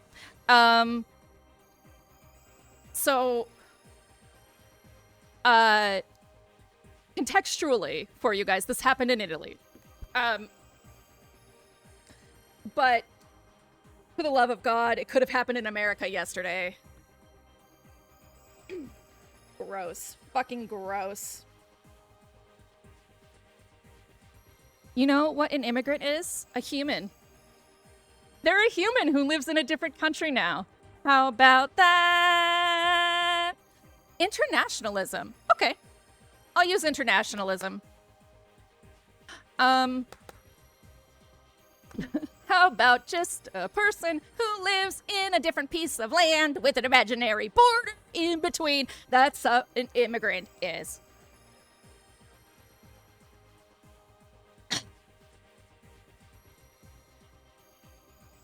Ah. All right. Let's move on to Minorikawa, our beloved bonkers reporter.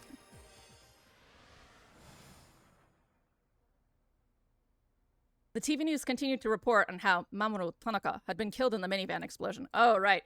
So, this subplot involves a man and his daughter who had a failing publication and is being hunted by Yakuza loan sharks. And his daughter, Hana, calls Minorikawa a reporter, and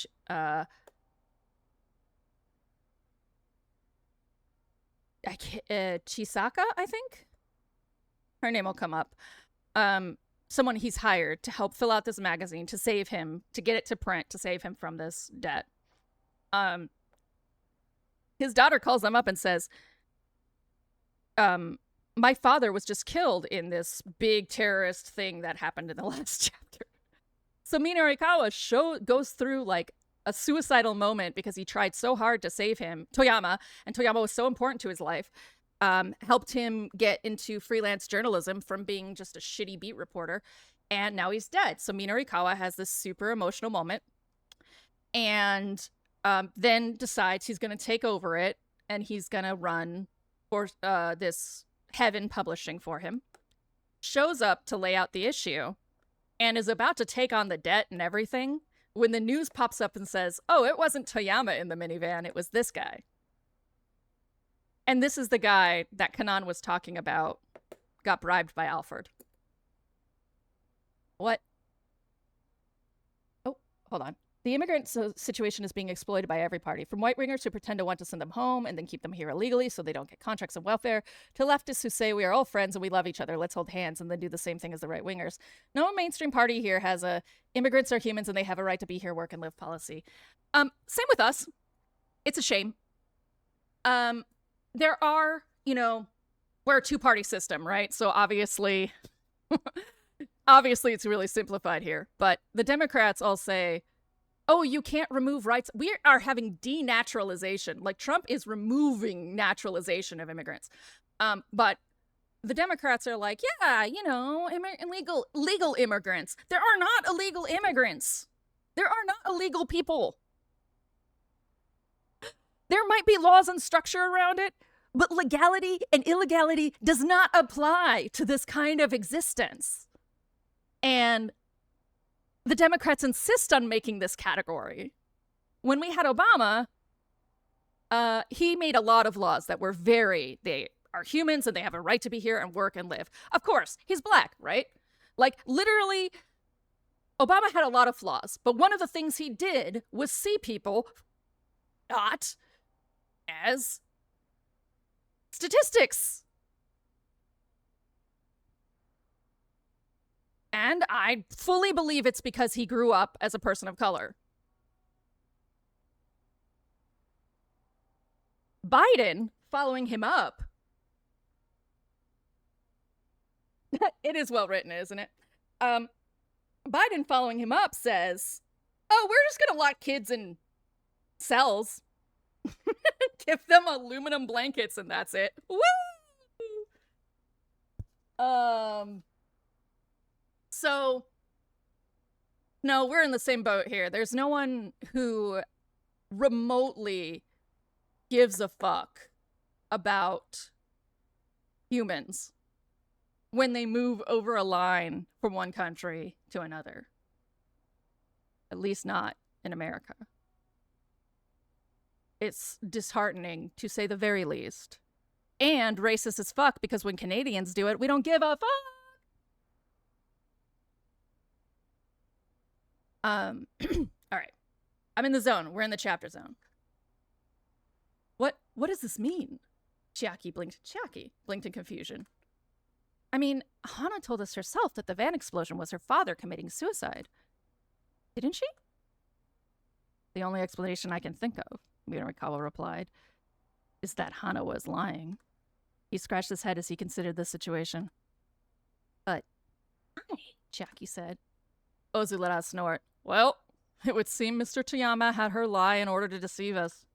What an upstanding individual, using his own daughter to buy himself some time. Have a good sleep, Snow.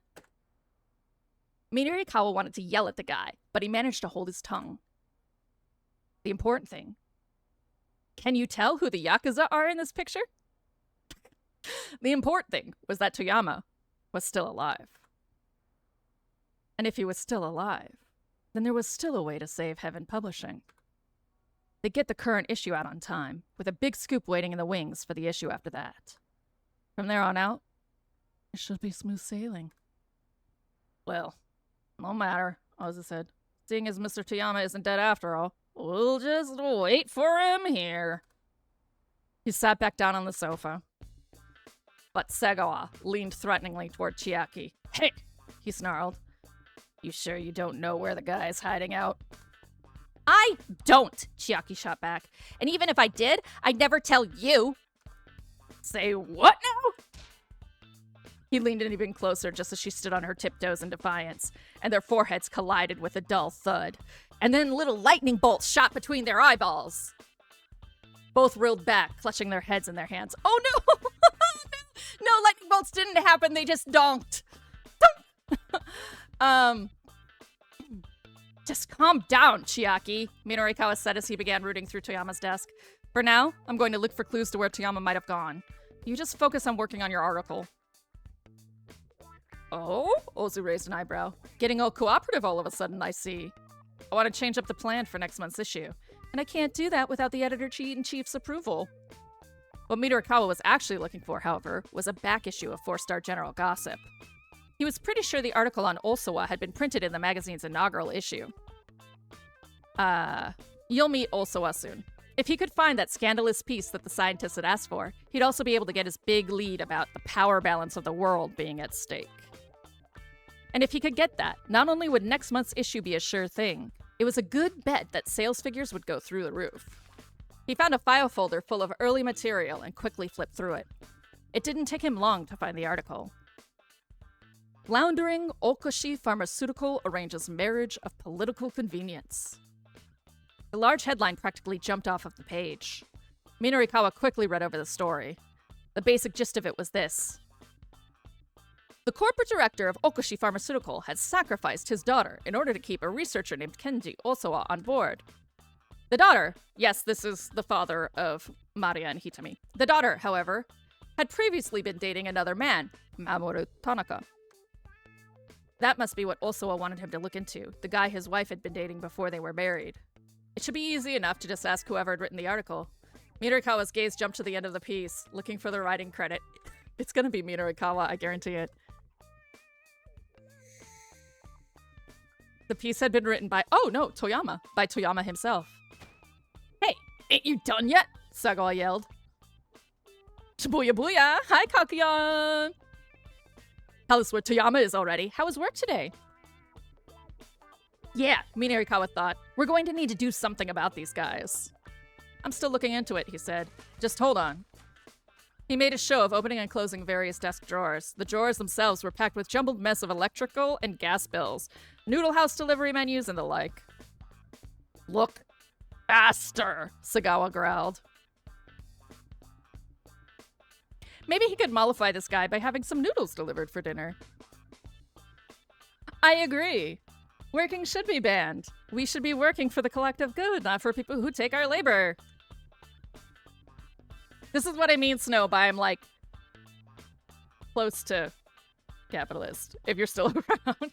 There's also an ad. Close to capitalist. Communist.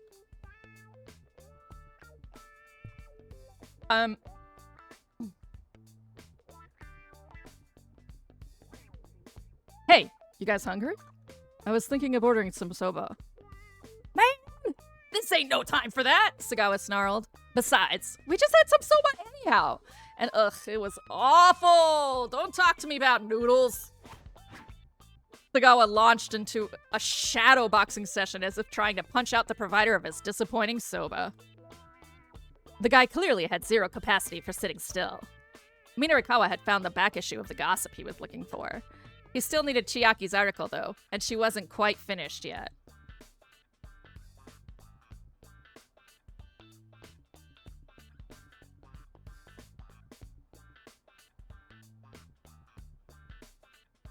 He had to buy some more time.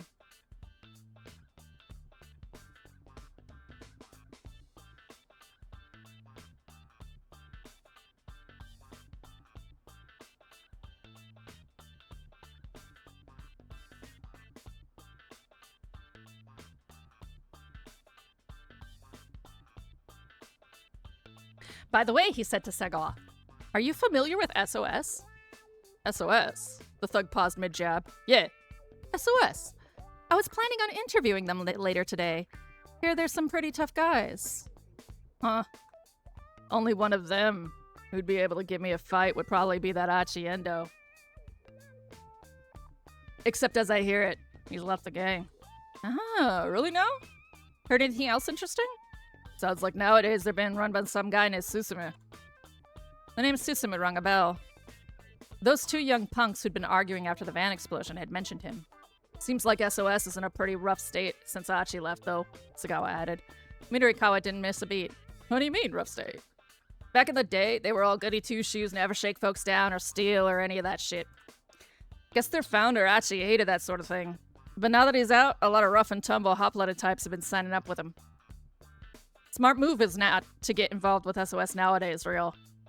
How'd to find a scarier bunch around here when there's a lot of them together.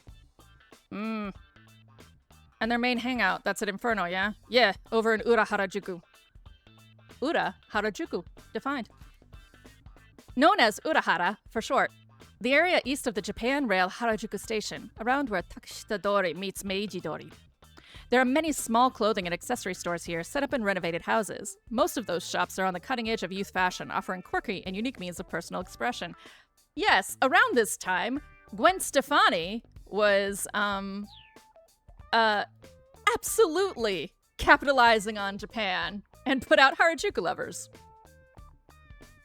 Man, you've been listening out in the streets. What gives? Ura Harajuku, huh? Minarikawa smiled to himself. Inferno's location had practically fallen into his lap. Suddenly, Sagawa's eyes went wide. Aha! So that's where Toyama is. Wait, nah. No way a coward like him would go to a place like that. Chiaki looked up from her keyboard. Oh, she has one of those little headache pads on. Look, Can you please shut up? No, you shut up. Urasai na.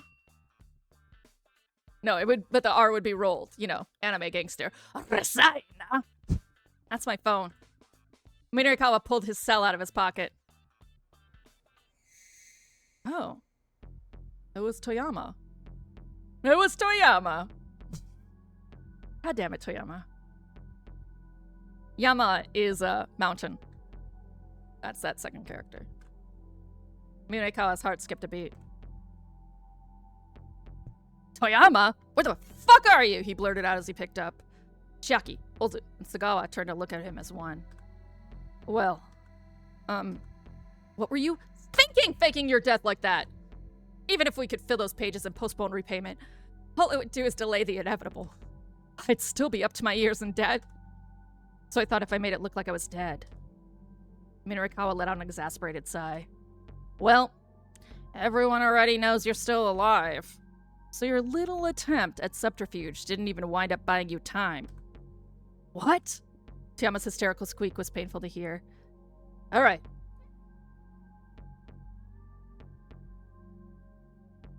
Why are you yelling at me, Yorkie? Why are you yelling at me? Minarikawa said. If it's the debt you're worried about, you'll be able to pay that back real soon. What do you mean? I've landed a huge scoop. You could do a print run of 1 million copies and still sell out if we can run it as an article. Toyama perked right up. Wait, you really mean it? I'll give you all the details. Just get your butt back here. But aren't those loan sharks there at the office right now? Fine, then I'll come to you. Tell me where you are. The two thugs crowded near, a predatory gleam in their eyes. And Minarikawa had a flash of inspiration. Got it, he said quickly before Toyama could respond. Miyashita Park. I'm on my way now. Don't go anywhere. Ozu and Sagawa grinned at one another, then bolted out the door. Hey, Minarikawa said as their footsteps receded. Those guys took the bait. I sent them to Miyashita Park. He allowed himself a cocksure grin. Right then. So where are you really, Toyama? You imbecile! I am at Miyashita Park! What? Minarikawa fought the urge to pull his hair out. What the hell are you doing at someplace like that? Why the hell did you tell them I was at Miyashita Park?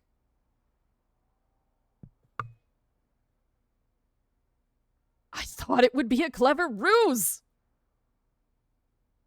Well, it wasn't. This is no time to be fighting, Chiaki butted in. Yeah, you're right, Minarikawa scowled. Anyway, Toyama, these guys are headed your way. We need you to get out of there and go someplace we can talk. I can meet you there. Right, okay. They needed someplace safe and public where they could speak freely. Someplace where the staff wouldn't be overly nosy. But where, Minarikawa thought?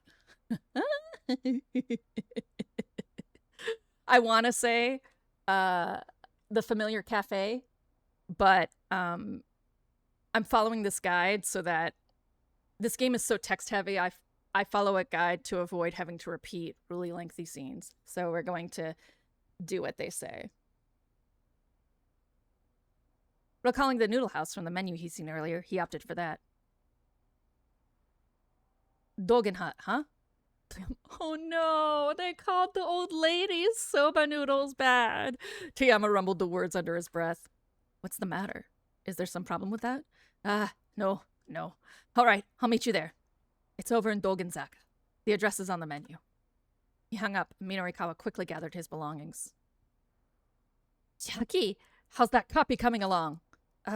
Well, almost done. Just a little more, I think. All right, bring your computer and come with me. I'll read over what you've got so far. Minarikawa waited as Chiaki got ready to head to the cafe. The two were heading out of the office, however. Someone else opened the door. You've got 14 minutes and 57 seconds left to send to press. Tab. Define send to press. The writer submits to the editor submits to the designer. This is the next step in that whole handoff process. Naturally, being late for this causes quite a lot of trouble. 56, 55. Oh. A slender man with a gaudy necktie entered the room and sat down on the nearest desk. Who the fuck are you? Staring fixedly at his pocket watch. Mirikawa narrowed his eyes dubiously. Who the hell are you? Always make sure to show up 15 minutes ahead of the appointed time. That's just common decency. The man gave no indication he'd even heard Minorikawa's question. Suppose I can wait here, he continued, just for another 14 minutes and 20 seconds. Mr. Mino? Is this guy talking about our submission? Chiaki stared doubtfully at the newcomer. Hey, you! Minorikawa asked. Are you from the printer? But the man did not reply. Don't ignore me! Are you from the printer? Still the man remained silent. Minorikawa was furious. Look! Cut the crap! He roared. In response, the man quietly reached into his suit pocket and pulled out his business card. My name is not Hey You. He handed the card to Minorikawa. It read, Cho Nippon Printing Company Limited, Sales Department Division Number 1, Koichiro Katayama. I'm Koichiro Katayama, newly assigned to Heaven Publishing. A pleasure to meet you. My predecessor is in the hospital due to a car accident. Predecessor. Defined. Sachio Usui, 39 years old, single, a longtime veteran at Cho Nippon Printing. Rather timid by nature. The strain of dealing with publishers makes him sick to his stomach. At around 1:10 p.m. earlier today, while driving to meet with one of his clients, he had to swerve to avoid a young man and woman who darted into the street. That was Achi. He crashed into the car next to him and ended up at the hospital. Yep. He should make a complete recovery in about 2 months. Well, what are you doing here, Katayama? Minorikawa asked. I thought we had until 8 o'clock to complete the proofreading. 8 o'clock? Surely you must be joking. Our company's proofing deadline is 5:30. Katayama stared fixedly back at Minorikawa. Now that had to be a joke. I heard from the editor-in-chief that it was 8 o'clock.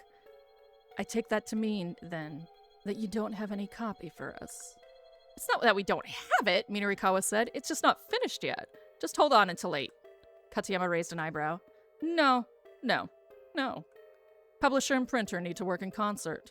Perhaps my predecessor was the sort to delay the proofing deadline owing you to your circumstances here. But now I'm in charge. And I do not make exceptions.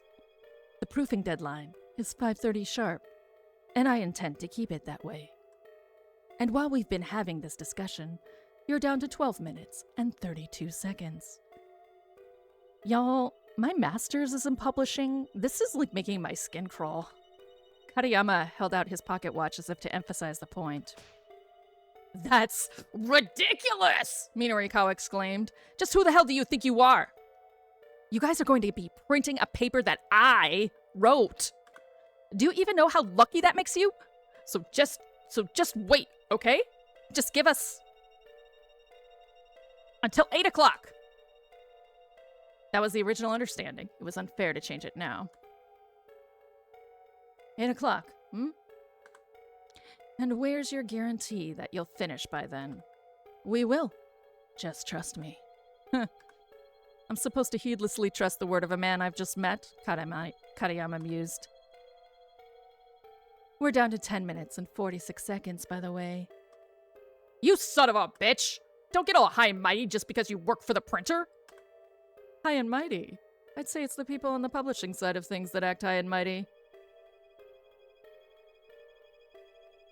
Whatever high-minded claims you might make, without us, you'd have nothing to put on the store shelves. Forgetting that and blithely ignoring your proofing deadline makes for more work on our end. Just what are you getting at, I wonder? Now it's 10 minutes and 20 seconds. Minorikawa ground his teeth so hard he could hear it. His usual tactics were useless here. Katayama was simply too unflappable to be browbeaten. If he backed down now, though, it was game over. 10 minutes and 7 seconds remaining. I realize there's little point, but I'll wait until the designated time. That's just common decency. That's just common decency, defined. Katayama's pet phrase. Thus far, he has said that's just common decency 3 times in this story. Always make sure to show up 15 minutes ahead of the appointed time. I realize there's little point, but I'll wait until the designated time. There was one more. Do you know when and where it was? Fuck, I don't. This is like a Dora Explorer. There's something blue. Can you point it out? Sorry, went to get a snack. Doing some casual DLC farming now for stuff. I hope you have a great stream. Katsuyama's eyes were once again locked on his pocket watch. It was no use. Minarikawa couldn't find a way to talk his guy around. Chiaki held her hand up. May I say something? Isn't it also common decency not to break a promise once it's been made? If you're referring to the 8 o'clock deadline, I was not the one who promised that. Maybe not, but I believe your predecessor's responsibilities become your responsibilities. Chiaki! Katayama crossed his arms and gave her a bemused look. What's your name, miss? Chiaki, she said bashfully. Chiaki Iso. The printer's expression brightened visibly. Good. That timid hesitation of yours is just splendid. You have none of the arrogance so typical among publishers. Huh? Chiaki was taken rather aback. In deference to your polite demeanor, I shall wait until 7 o'clock. That is the latest I can possibly allow. All right, Minarikawa shouted practically in Katayama's face. We agree to those terms. No, I wasn't talking to you. But we've got terms of our own. Katayama railed ever so slightly. I'm not certain you're in any position to set terms here. Just shut up and listen. From here on out, you're coming with us. What? Why? We're going to finish up our copy on site. They burned the data onto CD and head it over to you. Burn the data onto CD. That's why. Katsuyama let out a sigh of resignation. Oh, very well. I suppose I'd simply be waiting here anyway. Minarikawa pumped his fists of victory. All right, Chiaki! Go and copy the DTP data we've got so far onto your computer. Sure thing, Mr. Mino. Chiaki quickly set about copying the data from the editing department's desktop. Okay, done! Then let's go! With the others in tow, Minarikawa headed for the noodle house where Toyama would be waiting.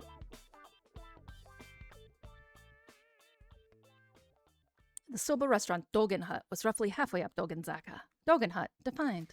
A long-standing noodle shop in Dogenzaka. 2 years ago, the owner passed away from illness. Now, the restaurant is run by his widow, Baki Oneda, and her 2 part-timers, Masa from Midoriyama Academy and Mohinder, an Indian exchange student. Despite the sign billing the establishment as a soba restaurant, duck meat soba and chilled curry soba are the only 2 actual soba offerings. The rest of the menu, for some reason, is all udon dishes.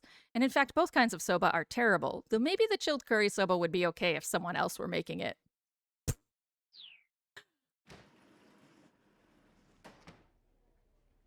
Inside. Ooh. Inside, I love this menu. They encountered the proprietress near the door. She held a massive cleaver for cutting soba noodles clutched in one hand. Toyama wasn't there. Excuse me, Minarikawa said. Has a middle-aged man come by your shop? Name's Toyama. Oh, no. The proprietress let out a wary sigh. Oh dear. Oh dear. This is a very upset person. Yes, that's right. That guy, huh? You folks know him? Yes, that's right. Then I'm sorry. I didn't want to have to do this. It was all his fault, though. You reap what you sow. Minarikawa didn't know what she was going on about, but suddenly he had a very bad feeling. So then, Toyama was here? He asked cautiously. Yes, he came by. Well, where is he now? Please tell me. No. I have no obligation to tell anything to friends of Toyama's. Oh, Jesus. Oh, Jesus.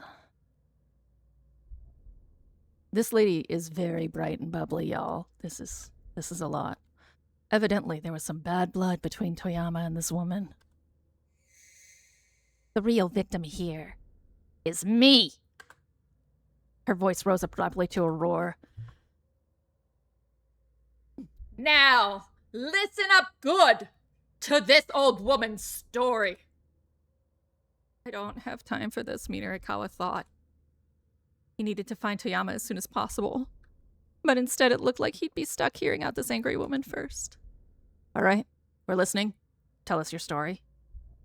It's a long one. The woman's mouth twisted up and she licked her lips, leaning in to tell her tale. Long, long ago, when I was still in my 20s, I would often make deliveries to Heaven Publishing.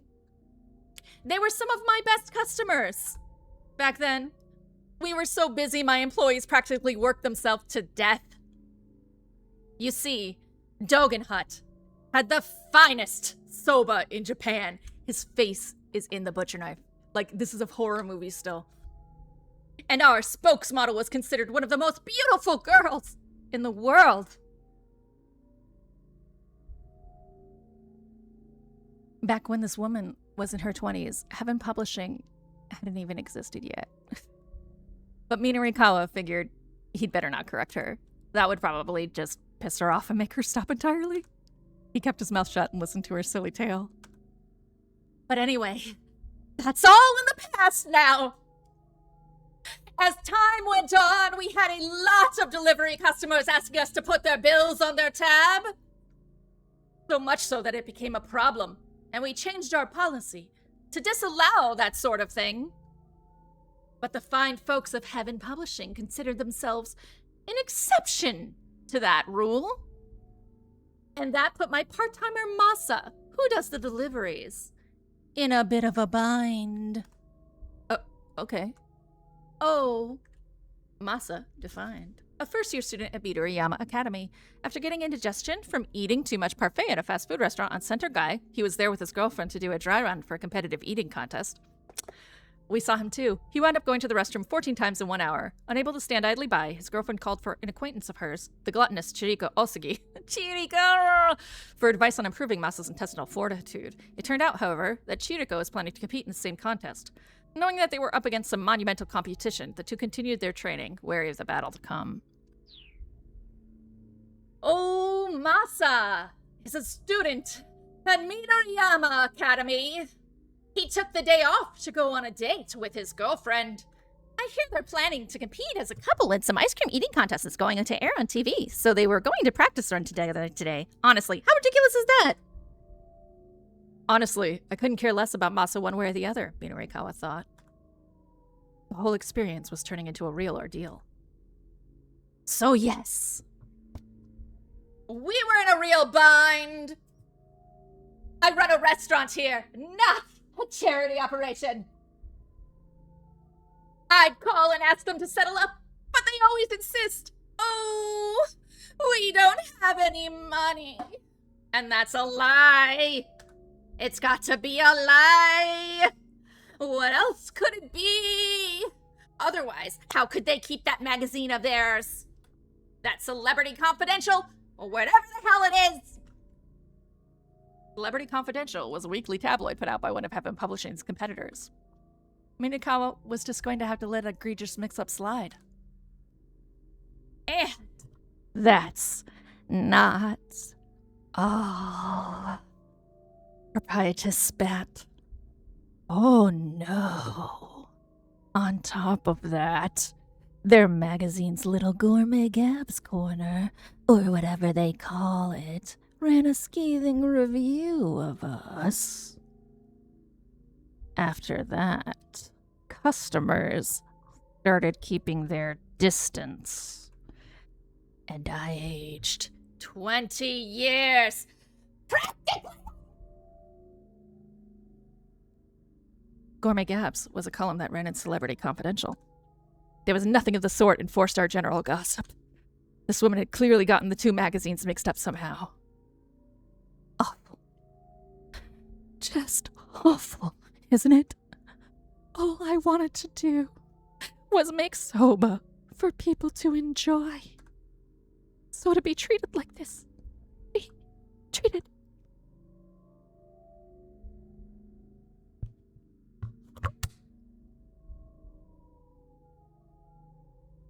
like this.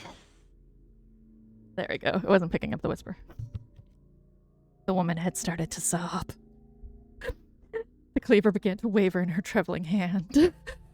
But then, earlier today,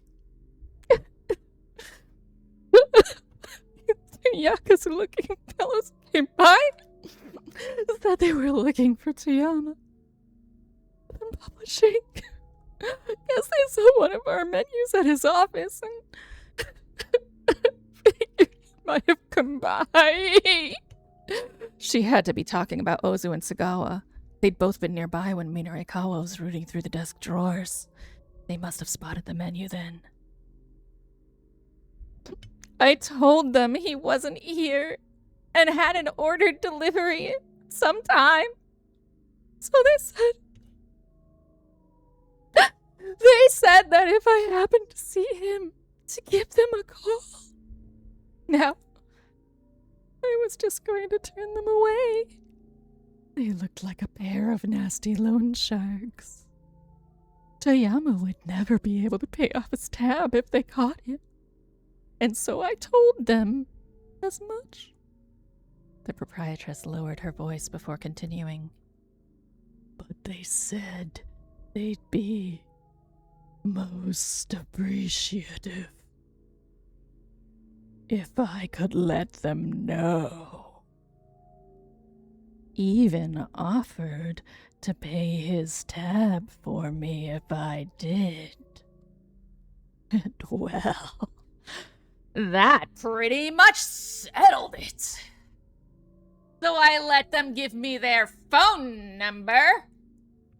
Minarikawa's face went pale. Lady had been bribed by those two thugs. And so, I guess you figured it out. A little earlier, Toyama dropped by, looking like he was trying to lie low. So it all came together.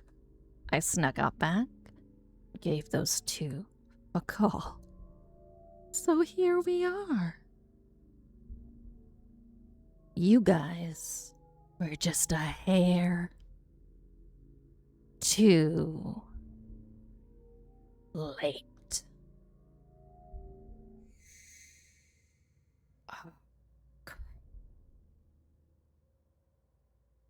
Oh, crap. Toyama had been carted off by the moneylenders. Minarikawa had to find him right away. Mr. Mino, Chiaki squeaked nervously. We have to hurry and go look for him. Yeah. Minarikawa on the other side headed for the door. Wait! The voice sounded as if it had echoed up from the very depths of hell. Minarikawa and company stopped in their tracks.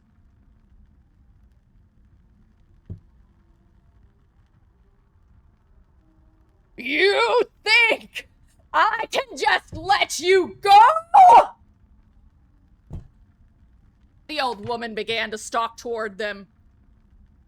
Those guys!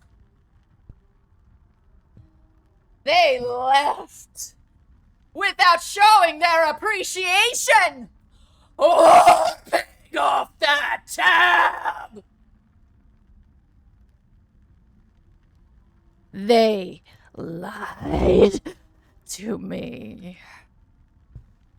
And so just who's going to show me the appreciation I'm owed?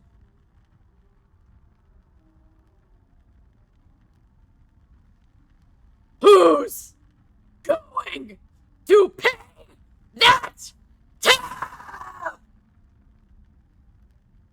You're all in this together, trying to play me for a fool. But hell hath no fury like a woman scorned. The proprietress lifted her cleaver high. Her eyes smoldered with inhuman rage. A murderous aura surrounded her like a bonfire wind. Wait! Minoria cried. We're Toyama's... his friends? Then prepare yourselves. You'll repay his debt to me. With your lives. The three companions stood paralyzed with horror, watching their bloody doom approach. The blade glimmered in the dimness as she swung it toward Minarikawa. Time for some fresh meat!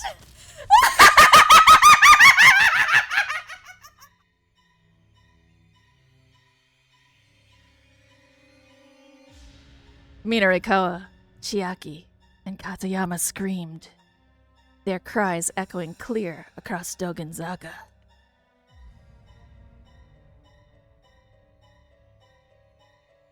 Bad end, number 64. Tragedy at the Noodle House. It was no ordinary grudge that the proprietress of Dogen Hut held toward Toyama, as Minarikawa and the others found out firsthand, falling victim to her mighty cleaver. Yeah, this isn't the right place to have the meetup with Toyama. Seriously. Who the heck decided this was a good idea?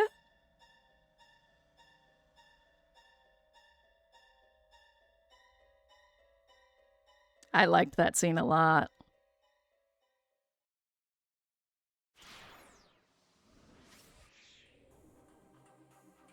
I like that a lot. Okay. Osawa! Let's get depressed, y'all.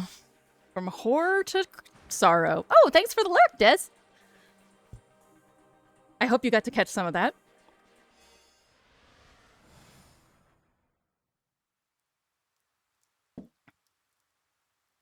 The rain won't let up. The sound is growing louder and louder inside my head. It is the sound of regret, spattering against my heart. My emotions surge like a terrible storm within me. I never wished for this. Never expected my heart to be dragged so far, beyond my control.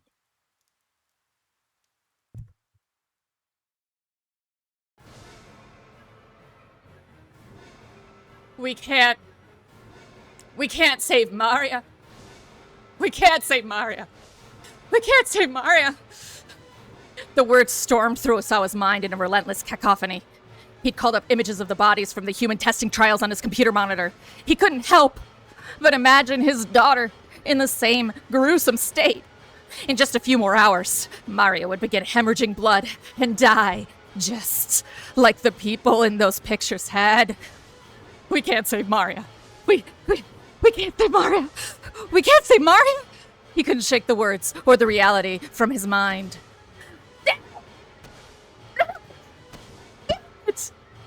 Osawa began pounding his fist fiercely on the desktop. Sir. Sir. Sir. What are you doing? Kajiwara tried to intervene, but he kept pounding away.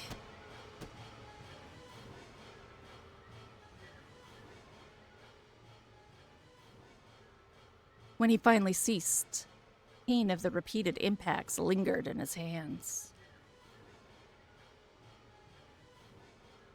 My research was never about any sincere desire to help people, and now I'm paying the price for that. The one time it finally matters. I can't even save my own daughter. Mr. Osawa. Kajiwara set a hand on his shoulder. You can always blame yourself later, but for now, think again. Good and hard. Is there really no other way to save Maria? Nothing else we could try? Osawa shook his head. The only means we had left was using Naka's password to unlock the doors, and now Tanaka is dead. There's no other way. Is there a possibility that Mr. Tanaka told someone else's password? This was something Osawa hadn't considered. Was there anyone Tonoko might have shared his password with. Only one person came to mind. Well, yes. There may be someone. You're referring to I, sir? Kajiwara cast his eyes down. You figured that out then? Yes. Back during the commotion over that listening device. A necktie clip isn't typically the sort of present one gives to one's husband's coworker.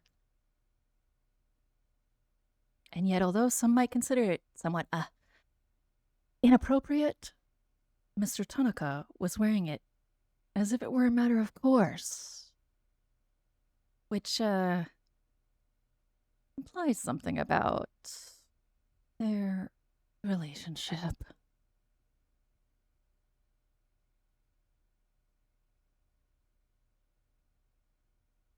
Kajiwara's voice trailed off. He coughed apologetically and tried again. I realize it's an awkward situation, sir. But please check with your wife. Even if I does happen to know the password, that does us no good if Maria gets quarantined someplace we can't reach her. I understand, Mr. Osawa. I'll bring Maria to you then. I'll do everything in my power to make that happen. The detective then produced a bunch of bananas from his pocket. Never change, Kaji. These are all left over. You're more than welcome to them, sir. Despite his gentle smile, the rest of his face was firm with resolve. You said you didn't care whether other people understood you, didn't you, Mr. Osawa? Osawa nodded guardedly. The risk of being presumptuous, sir. I understand you, Kajiwara said. I used to be quite the workaholic myself. You're just like me. Define. On another occasion, Kajiwara was shocked to run into a man who looked just like him. The fellow was a stylist at a hair salon Kajiwara visits on occasion. He let out a gasp of surprise of his own upon seeing the detective. Kajiwara felt a particular connection and was expecting to go to the salon regularly, but when the stylist asked what he did for a living, and Kajiwara answered honestly that he was a detective, the other man's face went pale and he bolted out of the building. Kajiwara never saw the man again after that. Innocent and awkward. Calling yourself innocent, huh? How modest of you. So I let out a sardonic chuckle, and after a moment, Kajiwara joined in. The next time I see you, Mr. Osawa, I'll have Maria with me. The detective gave a slight bow, then left the study, a look of determination on his face. Osawa watched him go with admiration. No matter what trouble arose, the man always looked for something he could do. He really was a fellow who knew how to hang tough. Compared to that, I'm just... Osawa couldn't even articulate his own self-disgust. And asking Ai about the password would also mean inquiring into her relationship with Tanaka. The prospect was daunting. Venturing into the emotional territory of another person was his weakest suit. He left his study, but somehow found himself making his way to Maria's room. Not Ai's. He realized that he hadn't been into his daughter's room since a certain rainy day years before. Now he stepped quietly inside and saw Maria's world laid out before him. A small photo was set atop her neat and tidy desk. It was a close-up of someone's hands doing a cat's cradle. Whose hands were they? From the skin tone, they didn't appear to be Maria's. Several more photographs were pinned to a corkboard that hung on the wall. They were snapshots of people and townscapes from the Middle East. One glance at them, and Osawa felt like he was back there for a moment. The images weren't necessarily aesthetically pleasing, but they all looked like they'd been taken by a professional. When he spotted the last photo on the corkboard, however, he was certain that Maria had taken them all. Oh. The last picture was of Osawa himself. He was facing the camera, holding some luggage and flashing an awkward smile. Like, he's very handsome in that photo. It was a comical, affectionate image. He'd never known that photography was one of his daughter's hobbies. No, this went beyond a mere hobby. Did she perhaps aspire to be a professional photographer one day? She certainly had the aptitude for it, from the look of things. Maria, a photographer. As he mulled the idea over, Osawa felt his chest tighten. Right now, it looked like Maria's hopes and dreams were about to be snuffed out. Her future consisted of bleeding to death a few short hours from now. Osawa stared vacantly out the window. The view from Maria's room remained unchanged from so long ago. Again, that rainy day crept back into his mind, as vivid as the present.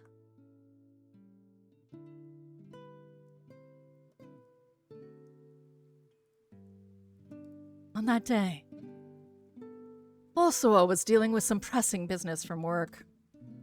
He'd ensconced himself in his study, wrestling with some paperwork, when Hitami barged in, looking distraught. Maria's gone.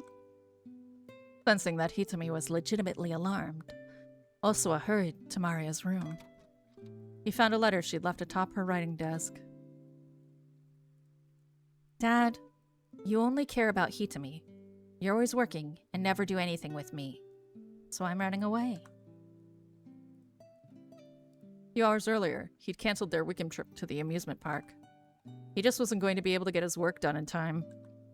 Hitami had resigned herself readily enough, but Maria just couldn't accept it. She'd been looking forward to it for so long. She railed at him. How many times now had he broken one of his promises to her? Hitami understands why we can't go. So why can't you do the same? The cold rebuke had ended her complaining, but it was clear she still didn't accept the situation. Now, Hitami helped him look around, but they found nothing missing from Maria's room. Despite her assertion that she was running away then, it seemed like there was no point in being overly concerned. Maybe she's at the park she always goes to? Hitami looked worried. The park was roughly a 25-minute walk from the house. It would only take about an hour for Osawa to go get her and bring her home. But an hour was more than he could afford to spare right now. Dad, I think she's waiting for you to go after her. Osawa didn't need Hitami to tell him that. He knew it well enough. That was what galled him so much about the situation. Why did she have to pull something like this precisely when his work was at its busiest? He'd done everything he could as a father since his wife had passed away. Why couldn't his daughter see that? It's all right. Your sister will come back. The rain was coming down pretty hard outside the window. Do you think she brought an umbrella? Hitami asked anxiously. I don't know. But with the rain like this, she'll come back home soon enough. He spoke the words for himself, as much as for Hitami. Then he headed back to his study and got back to work. But several hours went by, and still, Maria did not return. The rain had gotten even more intense, to the point where Osawa could hear it in his study. He was so concerned about his missing girl that he couldn't focus on his work, but he stubbornly refused to give in and go search for her. Several more hours passed. At last, Maria appeared at the front door, soaking wet. Osawa met her silently in the entryway. Wet strands of hair clung to the girl's forehead as she looked up at her father with a bitter glare. You don't care what happens to me, do you? Immediately, Osawa smacked her across the cheek with the flat of his hand. It was the first time in his life he'd ever struck anyone. He hadn't known such a violent impulse could exist inside him. Maria stood there, her hand pressed to her cheek. Tears welled up in her eyes. She began to tremble. On her lip was a small bead of blood. Blood of guilt and regret rose up inside Osawa, as if he'd just shattered some intricate piece of glasswork. How could I do such a thing? Clenched his shameful hand into a fist. In that moment, he was afraid of Maria. Afraid that his daughter could bring such raw emotion out of him and make him do something so thoughtless. But even more, he was afraid of how stunted he was as a human being. Was someone like him really fit to be a parent? What kind of future could Maria and Hitami hope for with a father like him? That was why he'd married Ai, as Makino had proposed. Having a mother, he decided, would help keep his family together despite their sad excuse for a father. But in so doing, Osawa had dug a psychological ditch between himself and his daughters. A deep ditch, that he could keep his daughters from being hurt, so that he wouldn't hurt himself.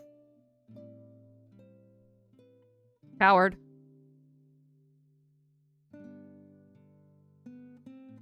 Now, Osawa was staring across that ditch, wondering if it was too wide to leap.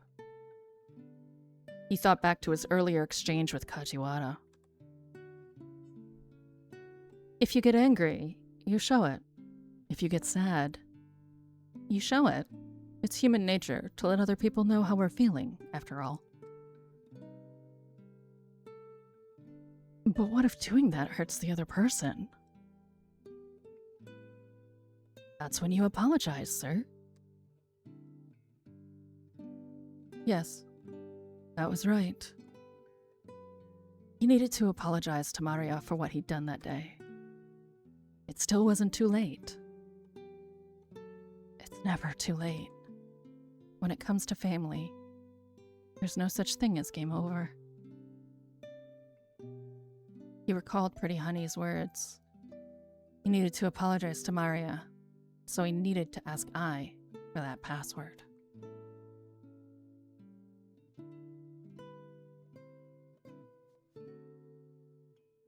Osawa was going to have to face his wife.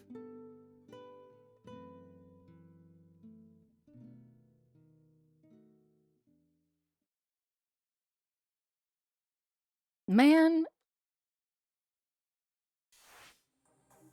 every time, Osawa just fucking gets to me. Alright, Minarikawa, let's fix your shit. That was a really fun scene, but we're not gonna... we're not gonna get killed by the Newell House lady.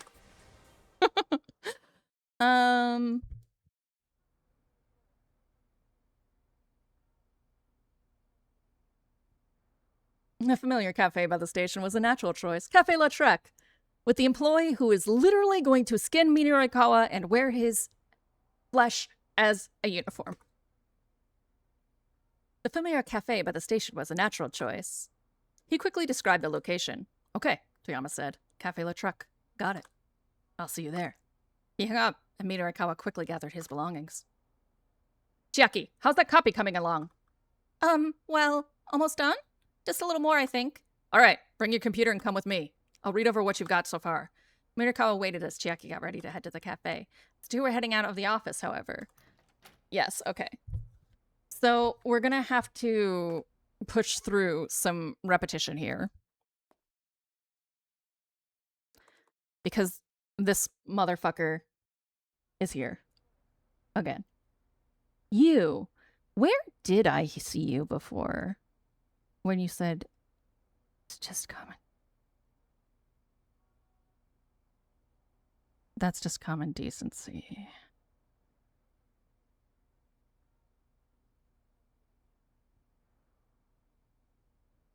Oh, the playwright.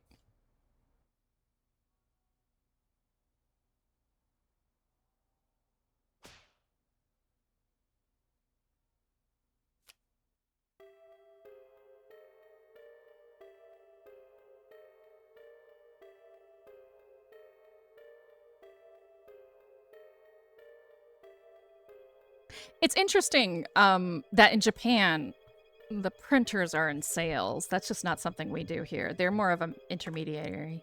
They're like a distributor. Actually, they're not even involved in that, really. They print to the distributor. It's interesting that the print house has distributors in-house.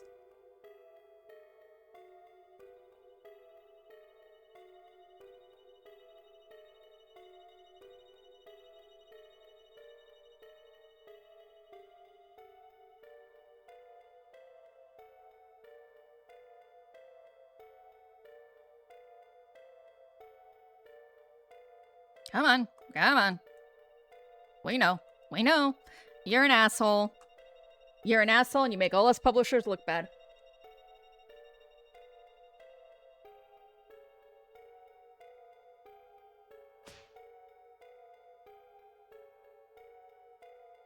It's hot.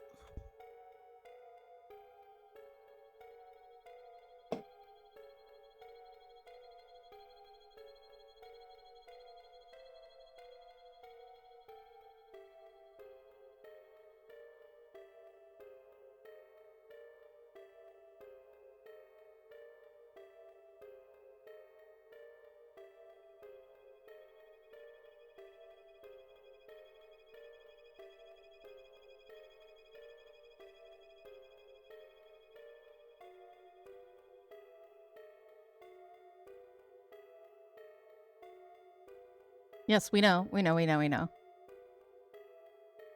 That's just common decency.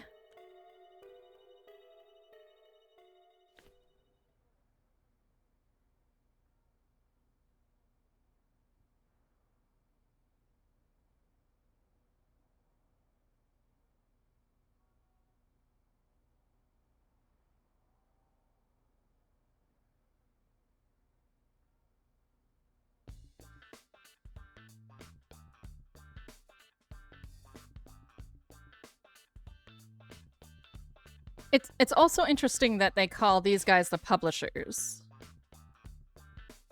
I mean, they are a publisher, right? They're a publishing house.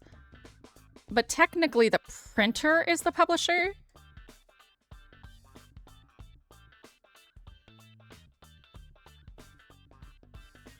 Like, the printer, I guess, is just part of the process.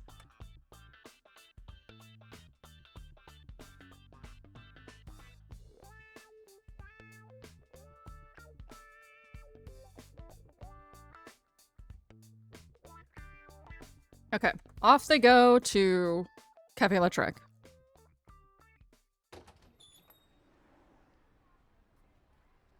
They reached Cafe Lautrec without incident, and Minurikawa promptly spotted the publisher. Over here, Toyama hissed, eyeing his surroundings with obvious unease. Hana sat by his side, sullenly sipping on some juice. The waitress came over as Minurikawa joined them. May I take your order, she asked. Water. Just water, sir. Fine, make it a double. Exasperated, the waitress headed— this poor woman. Exasperated, the waitress headed back to the kitchen. The publisher is even looking at us like, what the fuck? Toyama looked over at Katayama. Who's this guy? I'm Koichiro Katayama from Cho Nippon Printing. Katayama presented his business card. Toyama turned to Minurikawa with a quizzical look. What's someone from the printer doing with you? I'll explain later. There's no time for that right now, Minurikawa replied. First, I need you to answer some questions. Does the name Kenji Osawa ring any bells? Osawa? Toyama closed his eyes and thought. He heads up a laboratory at Okushi Pharmaceutical. You ran a piece on him in the first ever issue of 4-Star General Gossip. Toyama's face lit up with recognition. Ah, yes, that political marriage piece. Oh, look at her fancy juice. It's got a little maraschino cherry in it. Yeah, that one. Do you remember the details from that article? Of course. Who do you think I am? Toyama puffed himself up proudly. I used to be local news copy editor for the Central Times. I've got the details for all the stuff I've ever covered here in my head. In that case, do you know who Kenji Osawa's wife was dating before they got married? Toyama blinked his eyes vacantly. Hey, what's the matter? Minurikawa asked. This is a pretty tough pop quiz you're giving me. Pop quiz. Defined. Surprise, kids! It's time for a science quiz. What colorless, odorless gas, lighter than air and used for consumer and municipal gas applications is also known as marsh gas or swamp gas? Helium! Tune in next time for the answer. Cut the crap, man. You just said... Oh, actually, no. Is it methane? It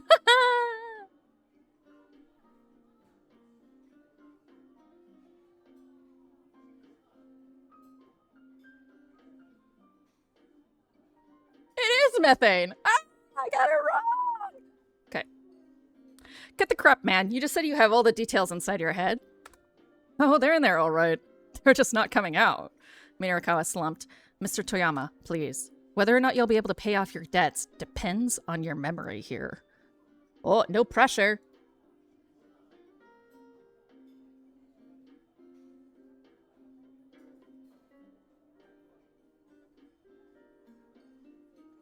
Hearing this, Hana cast a cold glare up at her father. All right, I can remember, or I can at least try. Toyama folded his arms and hummed to himself, his gaze turning inward. So... I feel like it was a really common name. Sato, Chiaki chirped. Yamada. Was it either of those? They're pretty common names. But Toyama shook his head. Minarikawa offered a guess of his own. Tanaka. Tanaka. No, not that. It was something else. Just then, the television inside the cafe switched over to a news report on the Shibuya explosion. The remains of the individual discovered within the minivan itself, who has since been identified as pharmaceutical company executive Mamoru Tanaka. Mamoru Tanaka? Toyama turned around to look at the TV. An image of the victim's face appeared on the screen. Huh? The publisher blurted, nearly falling out of his seat. That's it! It was him! Right there! Mamoru Tanaka. That's what I said! Tanaka! Toyama pointed excitedly at the TV screen. That's who Kenji Osawa's wife was dating before they got married. Mamoru Tanaka! Minarikawa felt himself getting goosebumps. The victim of the terrorist bombing in Shibuya was also linked to the researcher, who was key to a terrorist viral scare. His reporter's hunch was now a certainty. Right now, Shibuya was at the center of some massive conspiracy. This went far beyond even a major scoop. Mr. Toyama, we need to make sure that next month's issue hits shelves. Minarikawa called up Kenji Osawa to let him know the results of his little investigation. So, since Kenji's gonna keep out right now, we're gonna jump to him. I have a feeling this will break that. Indeed, let's go!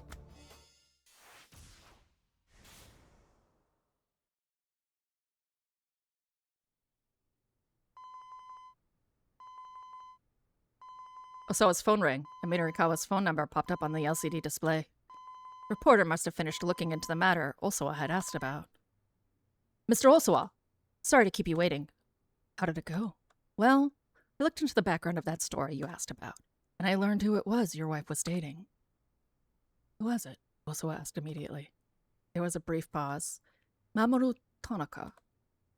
See. Finally, he had proof positive of a relationship between I and Tanaka. Now, more than ever, there was no time to waver. No matter how painful the reality was, it was also true that if they hadn't been dating, there would probably be no way of saving Maria. So, Minarikawa said, what was this big thing about disrupting the power balance of the world all about? There's something I need to take care of on my end first. Once I'm finished, I'll tell you everything. Yeah, that's fine. Things are pretty hectic on my end right now anyway. Also, I had expected Minarikawa to put up more of a fight. He'd figured a reporter for 4-star General Gossip would be a bit more persistent.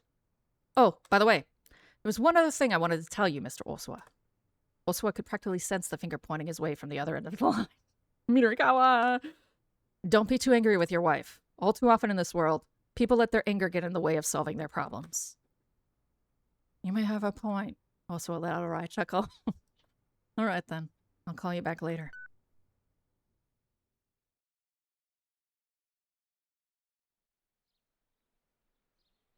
Osawa found Ai standing by herself in the yard. She kept her back to him as he approached.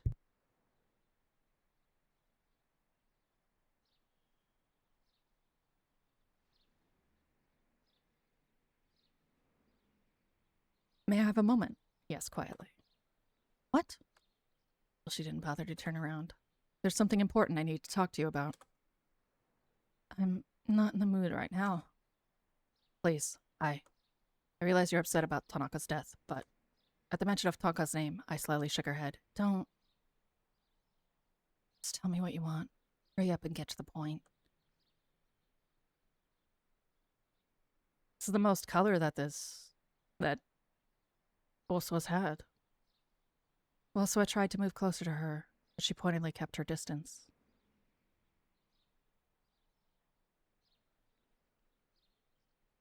Hibiscus? Or is it a rose?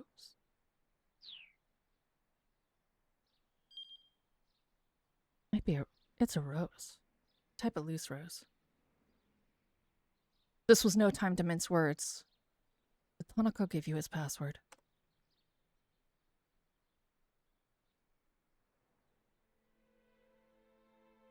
His password. For the electronic lock on the lab. I need it in order to get the antiviral out. I turned to face him at last. Get it out? What are you thinking? That belongs to the company. I just need 1 dose. To save Maria. Please. If you know. Please tell me. I don't know it. Ai's voice was barely a whisper. So I looked his wife right in the eye. You're telling the truth. I am. I see. Then. Do you have any idea what number he might have used for a password? I shook her head silently, then turned her back to her husband once more. Even if I did know, she said, I wouldn't tell you. Why not? Don't you get it? Ai's words came out as a strangled rasp. Do you even know why I'm with you? She snapped. You really have no idea how much you're worth, do you? The value of one woman's life versus the potential profits your research would bring in? There's no comparing the two. If it meant that Okushi Pharmaceutical could monopolize your talents, then what did it even matter what I wanted for myself? There was something akin to desperation in Ai's words. And so you sent me those threatening emails, too? What? I looked at him in shock. He knew he'd guessed correctly. You would go that far, just to keep me tied to your father's business? That's right. I would. I bit down on her lip hard. But what would you even know about how I feel? I'm sorry. Don't apologize. I'm not the victim here. You say that. But isn't it because of me that you and Tanaka were unable to stay together? I began to tremble. Her secret was out. When did you figure it out? She asked. Earlier today. That tie clip. Right. Not the sort of gift one gives to a husband's coworker, is it? Ai's smile was bitter with self-deprecation. Also, I couldn't help but pity her. Even Tanaka must have suspected that she placed the company's profit above all else if she'd go to such lengths to protect it. It was like she'd given up her entire life just for that. Please. Don't mess my life up any more than you already have. Ai's words were only a faint murmur. Also, I felt the rejection they carried with agonizing clarity.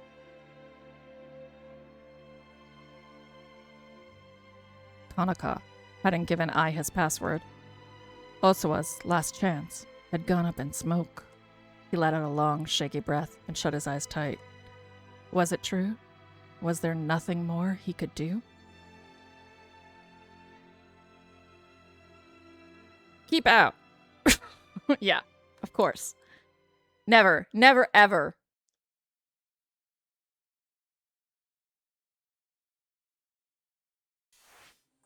Okay.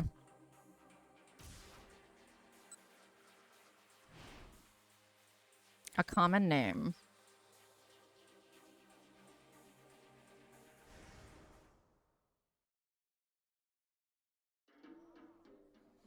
Endo's name was in this list. Let's see what happens. Minorika offered a guess of his own. Endo. Oh. Well, let's jump, motherfuckers. Oh, what up, EO? You been lurking? You missed a lot of yelling.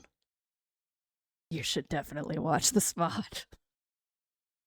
There was some murder. I'm gonna go get some water real quick. I'll be right back.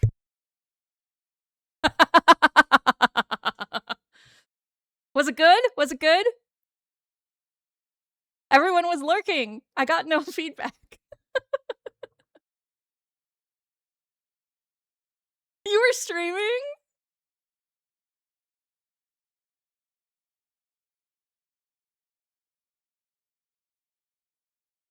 Oh, yeah. Well, I'm gonna get some water. I'll be right back.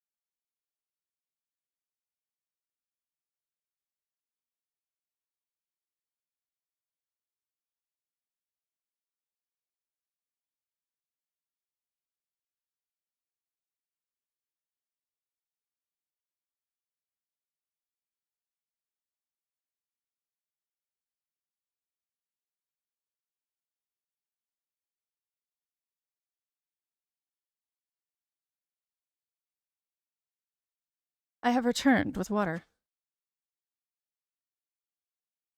Well. You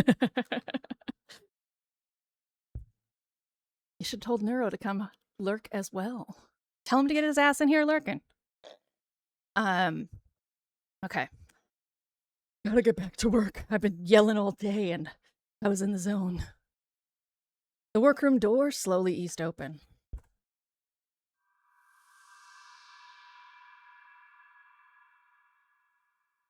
Achi was too shocked for words. The girl who entered looked just like Hitami. Maria! Hitami!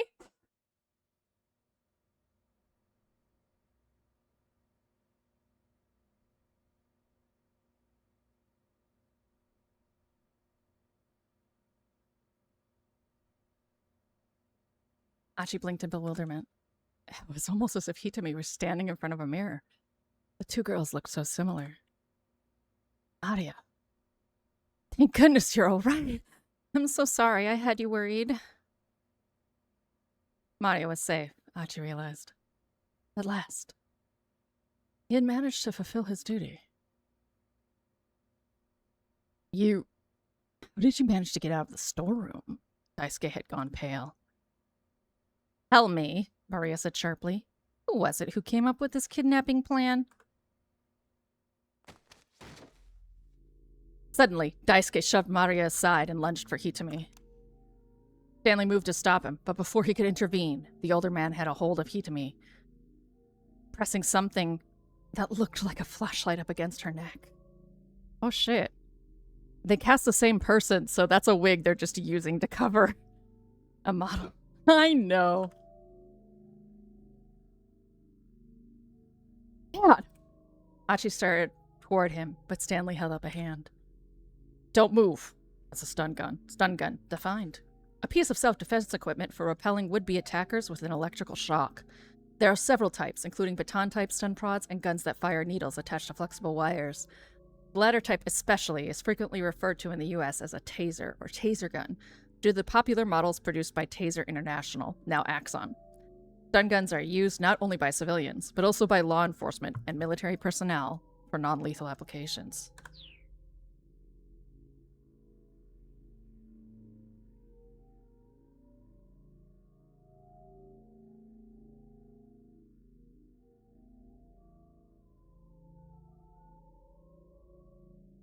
If he zaps her in the neck, it could kill her. You know your stuff, Daisuke said. You deal in American electronics? No. I do this for a living. Stanley drew his gun in an instant, taking aim at Daisuke's forehead.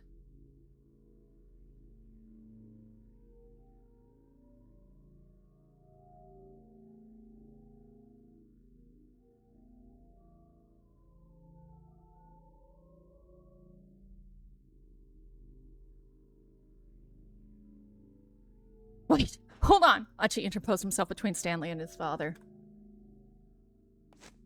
Achi... Dad. I need to go. You need to stop this nonsense. Achi walked slowly toward his father, a pleading look in his eyes. Nonsense? Which one of us is talking nonsense here? You don't know what's going on. If you knew everything, then you'd be helping me. What do you mean, everything? With this girl's heart, we can save Suzune. Dad, who was it exactly that told you that? Daisuke did not reply. I asked you a question. Who was it that put this crazy idea into your head? A foreign organ trafficker I met at the hospital. Organ trafficker. Defined. In Japan, a medical professional known as a transplant coordinator handles the liaison between the donor and recipient parties, but there are many cases of illegal or borderline illegal activity carried out by third-party organ brokers. There are countries where organ transplants are openly performed for monetary gain, and no shortage of specialists willing to do the job. These questionable markets include suppliers who source viable organs and tissue for transplant from cadavers. Stanley let out a snort. Likely story. It's true. I was suspicious at first myself, Daisuke said stubbornly. But I couldn't just sit around and wait for Suzune to die.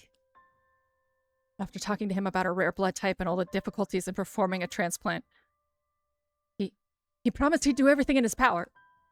Daisuke's hands were trembling. Tears welled up in his vacant and bloodshot eyes. And a while later, he got back in touch and told me he'd found a potential match. Someone with the same blood type as Suzune, and roughly the same age. But then he told me that the girl was still alive. And so what was the point? Heart might be a match for Suzune's, but it didn't matter if we couldn't get our hands on it. And I said that, but then the man told me. He told you what? Achi bit his lip. He told me to abduct her and turn her over to him. That he'd find a way to make it all work. Last, Daisuke had confessed. Now Achi had to try to come to grips with the truth he had just heard. I had to do something, his father continued vehemently. I had to abduct this girl and see things through. I just couldn't take it. Kotane had already been taken from me. The thought of losing Suzune, too. I had to make sure I didn't fail. So it was this organ trafficker who came up with the kidnapping scheme, then, Stanley said. He kept his gun aimed at his target. Daisuke nodded. Describe him for me. He was tall, black hair, spoke fluent Japanese. Stanley raised an eyebrow at that. Hachi wondered if he had some idea who it might be. And taking Maria Osawa hostage in order to lure out Hitomi, that was his idea as well? Yes, that's right. I allowed his computer to access my surveillance camera system as well. But then, this morning, call from the hospital saying Suzune's condition was critical. I couldn't wait any longer. I had to help my girl right away. And then Daisuke cut himself off, reaffirming his grip on his stun gun. I was looking at the surveillance monitor and I saw a detective I happened to know. He was right next to this girl here, and so I decided to ask him. I knew if I did, he wouldn't refuse. He could never refuse a request from me. And that was the man with the cane? Hachi asked. His voice was low and hoarse. Yes, I was giving him directions while I followed you on the monitors.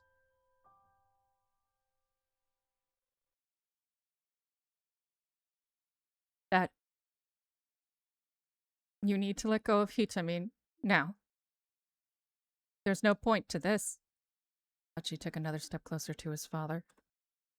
There is a point. If I kill this girl here and now, your sister can get the surgery she needs. But even Hachi knew that things couldn't possibly work out that way. His father had grown so desperate to help Suzune that he'd lost all sense of judgment. Why? Why, Hachi? Why won't you help me? Don't you want to save Suzune? Daisuke made a pathetic sight, and yet his desperation to save his child was so palpable it was heartrending. Hachi thought back to that time he'd laid his father out when sparring. No matter how pathetic he may have looked, Hachi had always felt that sense of paternal love from him. You're not going to be able to talk him down, Stanley murmured. Hachi shook his head. Stanley, he said, lower your gun. Tears were welling up in his eyes. Please, lower your gun. Hearing the determination in Hachi's voice, Stanley quietly complied. Hachi stepped up to Daisuke, getting a firm grip on his father's slender shoulder. Dad, of course, I want to help Suzune. Then why? Why are you trying to stop me?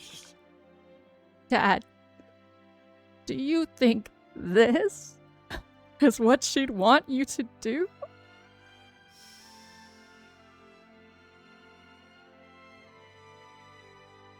Daisuke's face fell. Did Suzune ask for this, Dad? Did she tell you to take someone else's heart so that she could live longer? Did she, Dad? Suddenly, the fight seemed to ebb from Daisuke's body. The stun gun hung limply in his hand. If Suzune asked me to go and get someone's heart for her, I wouldn't object. I'd help her, just like she wanted. I wouldn't let you bear these crimes by yourself. But that's not what this is it? Suzune would never ask us to do something like this, would she? By now, tears were streaming down Hachi's cheeks. He knew that his father thought about Suzune more than he thought of anyone else. And so he should know full well that she would never want this. Suzune is not like me. She's smart. She's kind. And she'd never be happy about taking someone else's heart.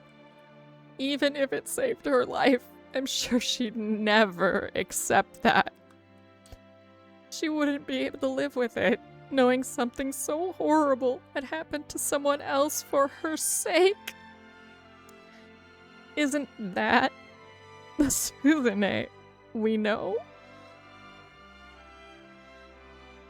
Daisuke's cheeks were smeared with tears now, as well. Then we're not gonna be able to help her. The sound of father and son weeping echoed through the workroom. Maybe so. Maybe we won't. But that's better than the misery and suffering she'd have to live with. Daisuke slumped to his knees on the floor, collapsing like a crumbling mound of sand. Hitami, freed from his grip, stood motionless. There were tears in her eyes, too.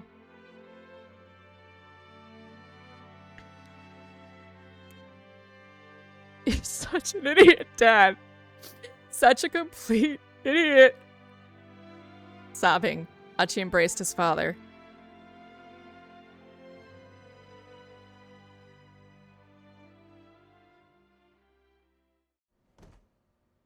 There was a sudden thud from near the door. Everyone turned to look. Maria had crumpled to the floor, and a newcomer had appeared. At some point, Kano had silently entered the room. Now she cradled Maria in her arms. Standing in the doorway was a man Achi didn't recognize, his face pale. "Stay back!" Kano shouted at Achi when he tried to approach. It looked like Maria had fallen unconscious. Achi's heart was racing in his chest.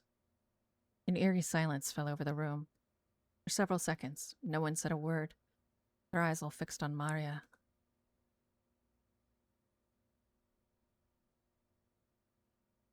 Finally, Kano looked up, her face ashen. It's starting. God.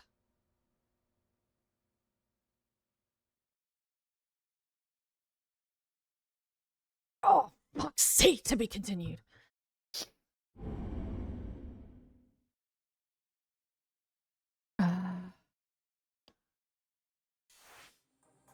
Okay.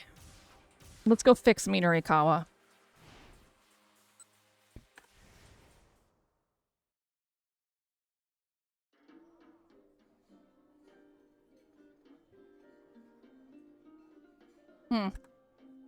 Yeah.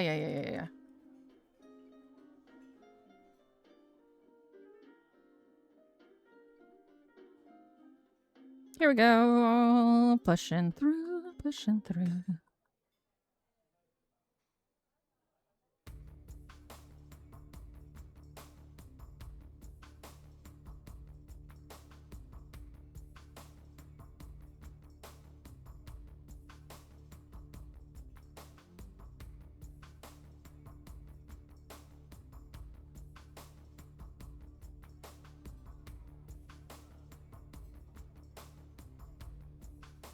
The man didn't seem terribly surprised. Probably he'd had his suspicions all along. Kenji Osawa, that is. Osawa told him that there was something he needed to do before he was ready to give the details on the big scoop, but that he would call back later. In the meantime, Minorikawa knew he'd have his hands full getting the current issue of the gossip wrapped up for the 7 o'clock deadline. He slapped his hands down on the table. "All right, our emergency editing meeting. Right here," he announced. "We need to get a lead-in on the Shibuya terrorist bombing into the next issue. The article about the twins winning the beauty contest can be dropped for that. We'll use the info from Kenji Osawa as the basis for our big scoop in the issue after that. Mr. Toyama, any problems with that?" "No, that should be fine." "But what about the remaining pages for next month's issue?" Minorikawa opened the file on his computer. The layout built in the DTP came up on the monitor. The report on the Burning Hammer sales demo. The surveillance camera opinion piece. The interview with Orai. These 3 were finished, the copy already incorporated into the layout. Once Chiaki's street interview piece was loaded in, that one could be checked off as well. "Chiaki, how's your copy coming along?" "I'm sorry. I just need a little bit longer." The writing seemed to still be giving her a fair bit of trouble. The article on SOS was still just a placeholder in the layout. And Minorikawa hadn't even gotten any material for that, putting it even further behind the Chiaki street interviews. Still, he'd at least learned where Shibuya Legendary Street Gang made their hangout. He'd just have to take the risk of dropping on them unannounced to ambush them with some interview questions. Ambush. And then there was the lead-in for Shibuya bombing. That wasn't even in the layout yet. It was a completely blank slate. Against all odds, they were going to need to put that article together from nothing with just an hour and change. It was an impossible amount of work for just him and Chiaki to do. Well, well, well. And how are things coming along? Katayama rose and came closer, trying to peer at the monitor. Minorikawa hurried to cover the screen. Don't look! If the printer rep saw all the blank pages, he might decide to stop waiting. Would you mind telling me roughly what % of the total you have completed thus far? What %? Come off it, man. We're at 100%. You're 100% done. That implies that you're all finished. Could I please have the data then? No. I'm saying our willpower is at 100%. I'm not even going to pretend I understand what you mean by that. Shaking his head, Katayama sat back down in his chair. Minorikawa, Toyama asked, his expression uneasy. So I know I asked before, but why is someone from the printer here again? Katayama promptly chimed in. The long and short of it is that your proofing deadline has been changed to 7 o'clock, he said. What? But that's impossible. Who's doing the lead-in for Shibuya bombing? Toyama eyed Minorikawa and then Chiaki, both stared back noncommittally. Then it really is impossible. We'll never meet that deadline. We don't have enough people. No, we do have enough. Minorikawa thrust out his finger. Mr. Toyama, you're going to write that one and handle the layout. What? Evan Publishing is your company. Won't you step up in order to protect it? Toyama hung his head. Even if I headed to the scene right now, I'm sure the other outlets have already gotten their coverage. I wouldn't be able to find anything new to write about. Oof! F&V! Whoa!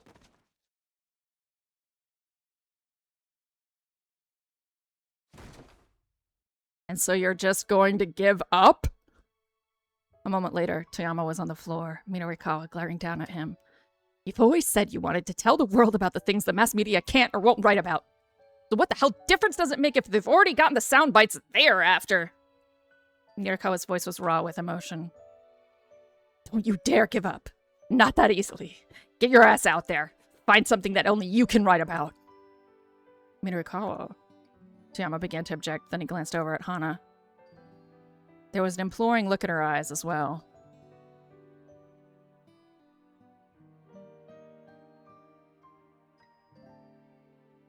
Yeah, finally, Toyama, stop being a sad sack. I get what you're saying, Toyama grumbled, but still, you're expecting a lot. But then, despite his words, he flashed a broad grin. Yeah, Minorikawa let out a quiet chuckle. And it's got you all fired up. Yeah, I'm fired up, all right. Toyama's face shone with resolve Minorikawa hadn't seen in a long time. There we go. That's the Toyama I know. You know, I'm really sorry. Now I see the huge burden I put on you. But damn it, it's gonna be all right. Getting to his feet, Toyama took his daughter by the hand and strode boldly out of the cafe, looking like a changed man. Minorikawa watched them go, glad the dithering was over. Even if Toyama were still in his prime, he'd be cutting it close to do that article in an hour. But he would pull through somehow. When it came to taking care of Hana, the man would rise to the occasion again and again. Father and daughter disappeared into the crowd, hand in hand. Minorikawa shook himself out of his reverie. All right, he cried. Despite the clear blue sky, an unexpected gust of wind blew across his cheek. Come on, guys. We gotta get going, too.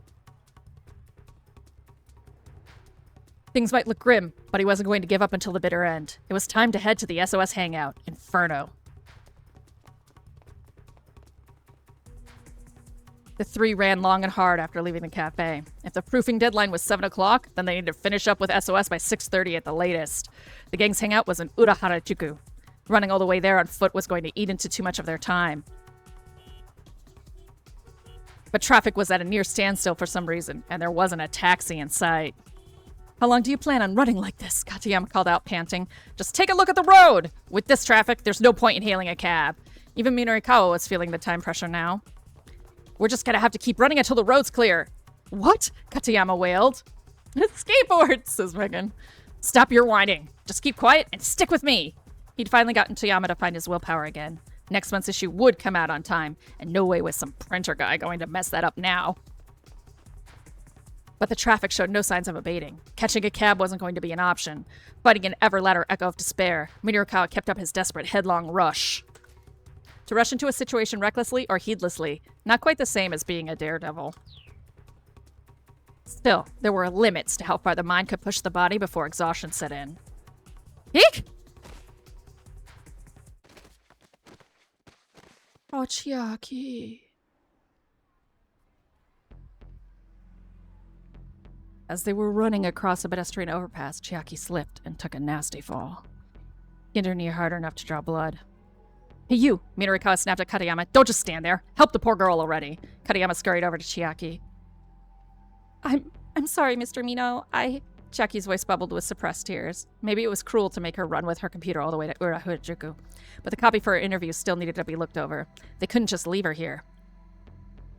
Minarikawa hesitated, undecided. Even at a full run, they wouldn't make it in time. With traffic the way it was, there was nothing they could do. You now have, Katayama consulted his pocket watch, exactly 1 hour remaining. Damn it, Minarikawa raged. What do we do? Relentlessly, the clock ticked on. Well, to be continued. Some bitches.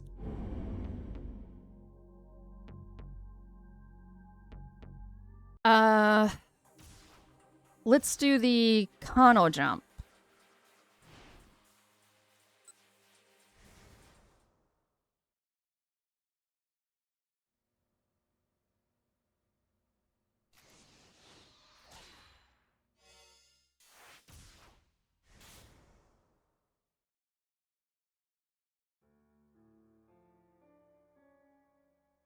After the young man's desperate pleading, the other fellow, apparently his father, finally gave in. He released his hold on Hitami. The tension in the room was replaced by a solemn air of gravitas. Seeing father and son weeping as they spoke made Kano think back to his conversation with Tatano before the stakeout. What was it in people that drove them to do such horrible things? Sometimes it was the desire to save the ones they loved. Even such a heartfelt human emotion could drive someone to wrongdoing. Why? Did people have to be like that? A sudden thud snapped Kano out of his musing. An instant later, Kanan hurried past him into the workroom.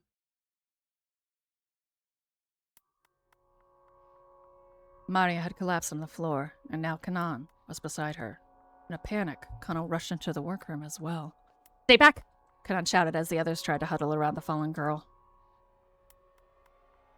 Please don't be what I think this is. Had the virus gone symptomatic? 2 hours ago, Stanley had told Kano that Maria was infected. He'd also said that her symptoms wouldn't develop for another 4 hours. Shouldn't they still have 2 more hours to go? Maria looked like she was dead, her eyes closed, her body motionless. Hitami tried to approach despite Kanan's warning. Maria, she cried. Maria, what's wrong? Kano held his arms wide to hold her back. Your sister has been infected with the Ua virus. Ua virus? Hitami's face went pale. Hey, Kano said to Kanan. Should you really be that close? She's developed symptoms, but Kanan didn't move from Maria's side. She calmly rested her hand on the other girl's forehead. There's no fever, she said, and there's no blood coming from her ears, no lymph swelling. It'll be all right. She hasn't gone symptomatic yet.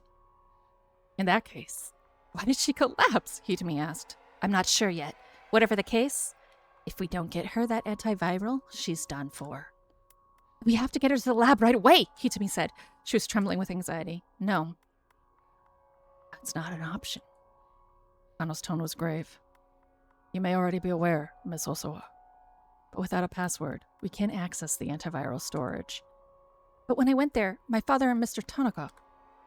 Mamoru Tanaka is dead. Murdered. What? She stared at him uncomprehendingly. No, that can't be true. He was a member of a crime syndicate. It's possible they killed him in order to silence him. So then, there's no way to save my sister. There was a hollow look in Hitami's eyes. No! I won't accept that! Why? Why can't we help her? But no one had an answer.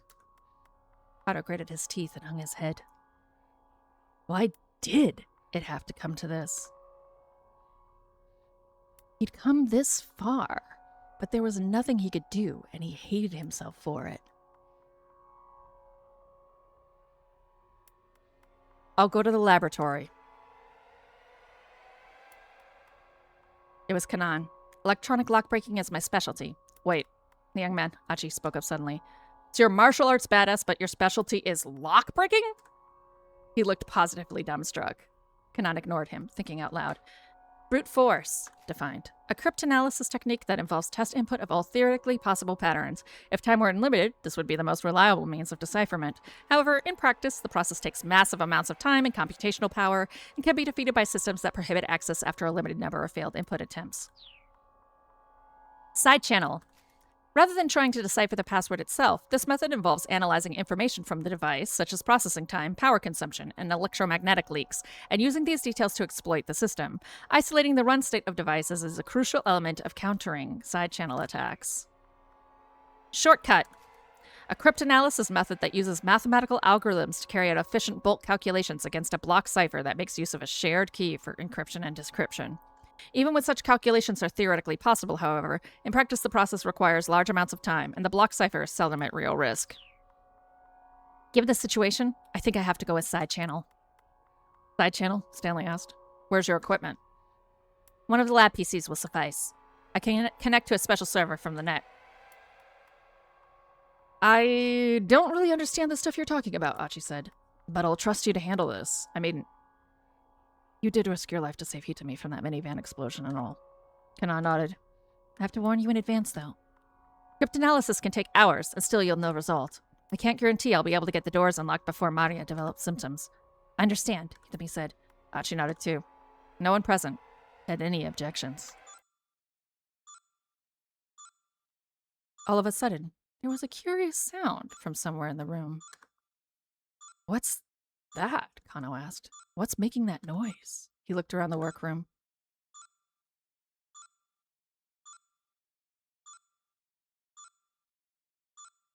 That's my computer. Daisuke hurried to his desktop. The bank of monitors, which had been displaying surveillance camera footage from around Shibuya, had all gone black. What the hell? What's going on, Dad? She joined his father, staring at the computer screens. It's all gone. The camera footage. Been deleted.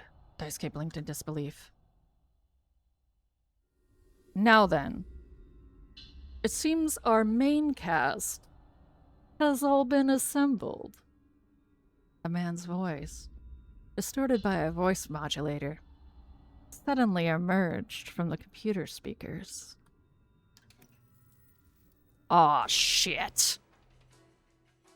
A moment later, the monitors all began to display a view of the inside of the workroom. Dad, what the fuck is this? Someone's broken through our firewall. Firewall, defined. Security system preventing unauthorized intrusion into a computer network. The term stems from a metaphorical reapplication of the concept of a wall meant to inhibit the spread of fire or other destructive forces. They've hijacked the surveillance camera system. The color drained from Daisuke's face as he looked at the screens. Where are they filming us from? Kano asked, scanning the inside of the room. He used the image on the monitors to guess where the camera might be located. Over here? The lens of a camera atop the computer monitor glimmered like an eye. It's a miniature camera, used for web conferencing and the like. Now that Maria and Hitami are both there, you've probably surmised the situation at hand. And so I offer a proposal. The laboratory password in exchange for Hitami's blood. Realizing now that it was Alfred's voice they were hearing, everyone in the room froze.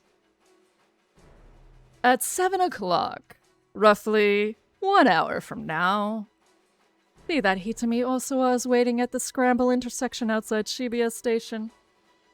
Just like this morning. Unless, of course, you're feeling particularly confident. You do have Kanan with you. Perhaps you'd care to take a gamble on her lock-breaking skills instead? Kanan clucked her tongue in frustration. Alfred had known exactly what the plan was. Of course. If Kanan isn't able to get the door open in time, what will you do then? Maria is sure to die. Yes. But that's not all. You don't agree to my offer. I have the means of creating another Maria. And a third. These infectees will spread the virus through Tokyo. The death toll will likely number in the hundreds, thousands. So do think carefully before you decide. Death toll. Defined. It is difficult to predict the scope of infection in the event of a bioterrorist attack employing a highly infectious viral agent in a city with a large and mobile population. In a worst-case scenario, some researchers estimate as many as several million infected in a matter of days. Alfred's voice was chillingly matter-of-fact. I will appear at the rendezvous in person. After all, it wouldn't do for the star of the show to miss the final curtain. I'm looking forward to meeting all of you then. Silence fell. Oh my god, Alfred's gonna be that stupid English teacher! Oh my god.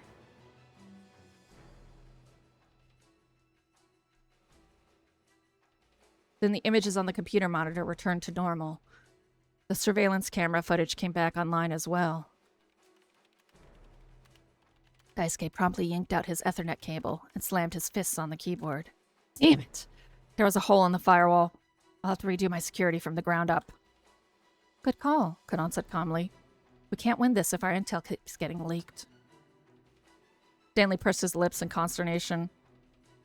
What do we do? Kano asked him. Do we give in to his demands? I mean, do we really expect he's just going to blithely show up like that? He's practically begging for us to come and catch him. Had to be some deeper plan at work. If it means saving my sister, I'll do it. Hitami was resolute. No, Stanley said. You can't. What? Why not? Because if you do, you'll be killed. What? Hitami's voice caught in her throat. With the antiviral still present in your body a week after the fact, you're too much of a liability for Alfred to just let go. He's right. Don't do it, Achi exclaimed. Hitami, you can't go. Even still, I want to do it. Hitami stared defiantly at Stanley. You still want to go? Even knowing that you'll be killed? Can't just sit here and hope that Kanan is able to pull this off, she said. I want to do something for my sister. I want to save her. She peered down at Maria, sprawled on the floor. She'd object to me going, I'm sure of that. But I want to do what I can. To do things my way. No one tried to contradict her this time. If she's willing to take the risk, then there are things the rest of you can do, too. It was Kanan again. Let's hear it, Kano replied. He squared his shoulders.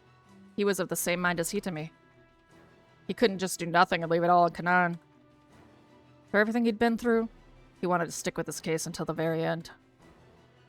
Apprehend Alfred at the rendezvous and demand the password from him. Kanan offered the suggestion as if it were a simple task. That lets you get what you want without putting Hitami in danger. Kano let out a sigh. Hold on, he said. Even if we do arrest him, how are we going to get him to cough up the password? We don't have the time to drag him off to an interrogation room. And besides, he doesn't strike me as the sort to offer confession that easily. There are ways, Kanan said. Once Alfred has made contact with Hitami. Call my cell phone. Hitami tilted her head. Call you? I have plenty of information Alfred might want to bargain for. I can negotiate with him directly. Kano considered Kanan's proposal. I see. So we'll try both options. Attempt to hack the password at the lab, and also try negotiating with Alfred.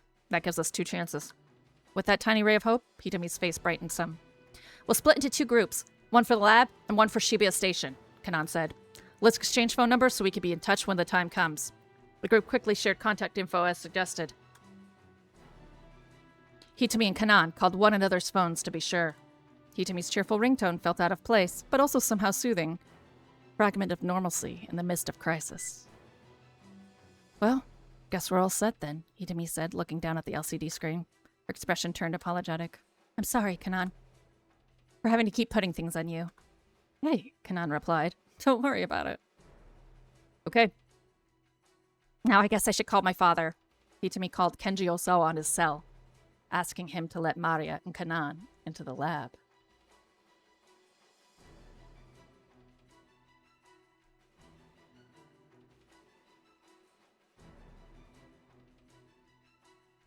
Kano leaned to whisper into Kanan's ear. Are you sure you're okay with this? With what? I know that you're after Alfred. Are you sure you want to go to the lab and not? Right now, I want to save Maria. That's all. Her tone was as curt and mechanical as ever, but there was a fierce gleam of determination in her eyes. Maria was clearly someone very special to her. All right, Kano replied. Leave Alfred to me. He thumped himself on the chest. He'd succeed this time, no matter what the odds. Finally, Kano!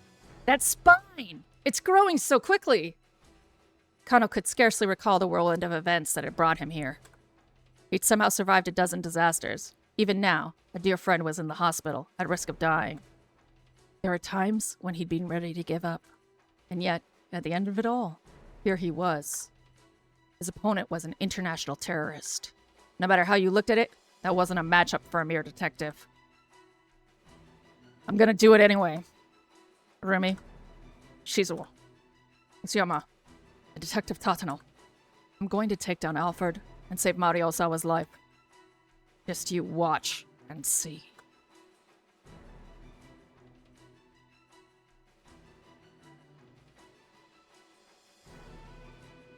I almost believe him. We had a jump to Osawa there.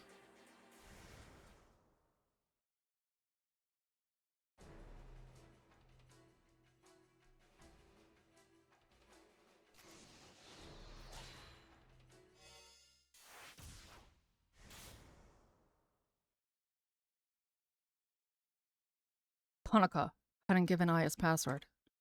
Also his last chance had gone up in smoke.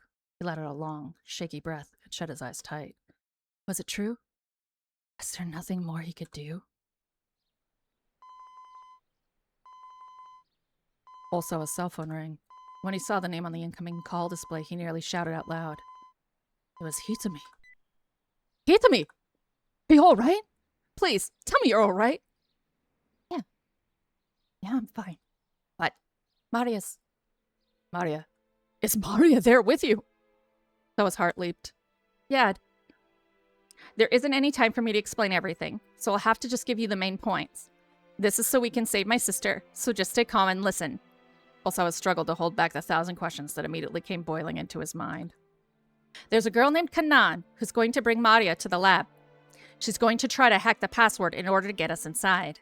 Wait, hold on. Just what in the world is going on? There are a bunch of people here working to help save Maria. Can you wait for us at the lab, Dad? I'm not sure the electronic lock is something that'll be so easy to. We've got another plan in motion too, and if that goes well, we might be able to learn the password. It was all too much to follow. But Osawa realized he'd have to take Hitami at her word. It was their only hope of saving Maria. All right, he said. I'll do as you ask, but... You said you're trying 2 approaches. You're not going to be in danger, are you? No. I'll be fine. Don't worry about me. Okay. Very well. I'm heading to the laboratory now. You can't! You can't go! The moment Osawa hung up and started for the house, I clung to him from behind. If you use the antiviral now, she said, everything will go public. There's no way we can keep the virus or the antiviral under wraps at this point. Osawa tried to pull free, but his wife was stronger than he expected. Besides, if Maria infects other people, the whole world is going to find out in a matter of hours. No, we can just quarantine her. If it's handled correctly, we'll still be able to retain secrecy. Ai's voice was cold as ice. Do you even have an idea what you're saying right now? I do. I know how it sounds. The only thing I can... Her voice trailed off. He could feel the force of her trembling where she held him. Have I really put you into that much of a corner? Sawa slipped from Ai's arms and prostrated himself on the ground in front of her. I'm sorry. I'm truly sorry. Stop this, get up. If you're really sorry, then don't go to that lab. But Osawa remained silent, his forehead pressed to the dirt. If you use that antiviral without corporate approval, your time with Okoshi is finished. That doesn't matter to me anymore. How can you say that? Virology is the only thing you've ever cared about. I began pummeling his back. Maybe virology is all that I care about. I don't know the first thing about anything else. I never wanted to know.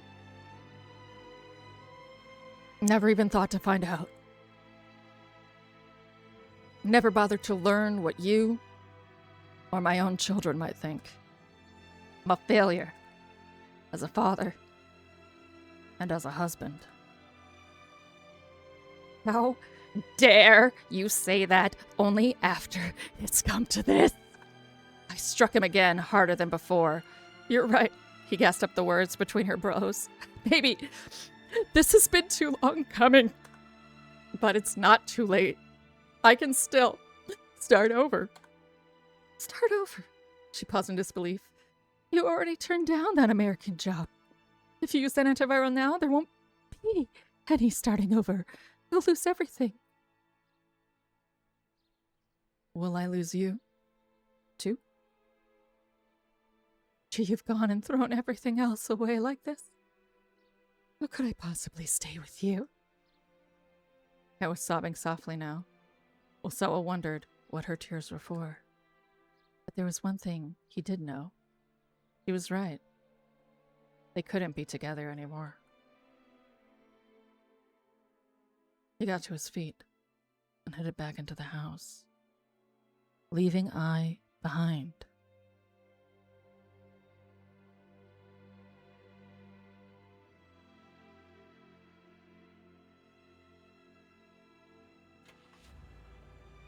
He hurried through the back entrance and went into the garage. Climbed into his car, fastened his seatbelt, and took a deep breath. The image of a younger Maria arose in the back of his mind. There she was at that park, getting drenched by the rain, holding back her tears as she waited for her father. Wait for me, Maria. This time, I'm going to come for you. I was wrong. Going to the lab wouldn't mean losing everything. He'd let too many important things slip through his fingers. Now, it was time to go take them back.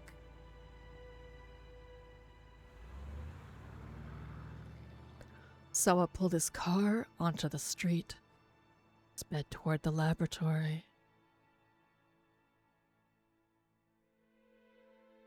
As if to signal that the long day was drawing to a close, the dazzling sun sank down between the buildings in the distance.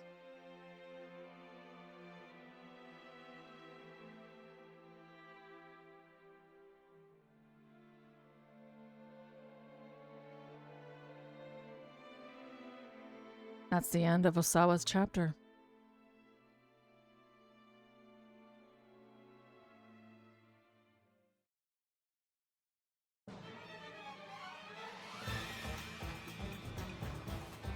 I'm sorry, Suzune. The UA is out now. Mr. Mino, answer me! We meet at last, Alfred. You can go ahead and kill me.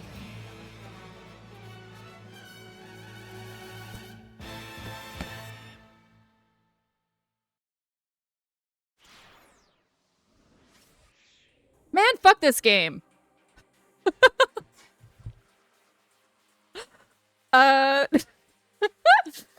That's it for Shibuya Scramble today. Next week, we'll be finishing it.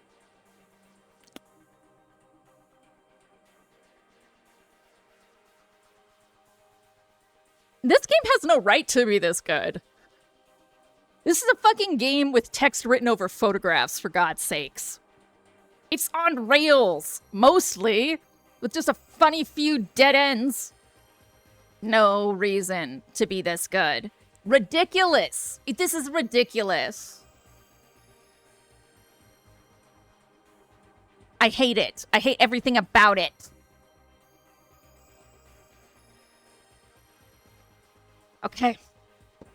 It is dangerously hot today, and our house is most dangerous at night. So there will be no Satisfactory tonight because I cannot be at my computer. It will be too hot.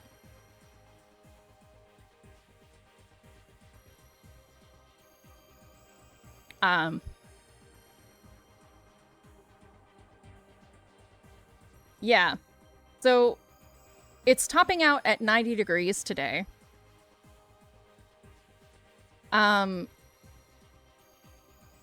Which is not horrible, except it's been around 90 to 100 degrees multiple days in a row. So my house has a bunch of south-facing windows, which means at the end of the day, it collects the heat from the sun. It also has a skylight. So after consecutive hot days, it just builds and builds and builds and builds. So it starts to cool down Thursday and should be fine for quite a long time. So we're gonna be okay. Yeah, everything is just too hot. It just keeps going. It doesn't cool down. Like overnight, it hits 57, but 57 is... So it hits 57 at 5 a.m. It is still 70 degrees at 1 a.m. So that is only 5 hours, and it's back to 70 degrees again at 10 a.m. So Wednesday night should be fine because that's when the heat's breaking. So we actually should be okay for Baldur's Gate 2, but tonight is going to be the worst of it. Be prepared for this to happen, I wouldn't say frequently, but if a night stream is canceled, there will either be a makeup during the day, or if it's something like Satisfactory, we'll just play longer. But this Sunday, we're actually going to be starting Satisfactory a little late. Simple, Square Sim, Mivlia, myself, and Megan are going to be playing Lego Party at 1 p.m. So, it's going to be a lot of fun. First time I'll be playing with other streamers. So, the audio will be great. It'll be really fucking weird. It's going to be good. And Megan will make her debut on the channel. It's basically Mario Party, but with Lego. It's really fun. So, Megan being Cyborg, maybe. So you should, you know, set your calendars, whatever. So schedule, again, no stream tonight. It's going to be too hot, but tomorrow at 7 p.m. will be Baldur's Gate 2. We'll probably be console hacking it because Ferris is crushed about the loss of equipment. But we'll be playing, probably finishing Chapter 3. Maybe. Then Thursday during the day is RimWorld. In the evening, we're finishing Fable. It's a pretty busy stream week. So Thursday evening, we will be finishing Fable. Friday evening, I am taking off because we are finishing Fable. I will be doing a vote in Discord to see if we go straight into Fable 2 or we move into a couple of other F games that are options. And then Saturday, Disco in the morning, and we'll be starting that other game in the evening. And finally, Lego Party and Satisfactory. Let's go raid someone, y'all. Let's do raiding. Let's raiding thinking.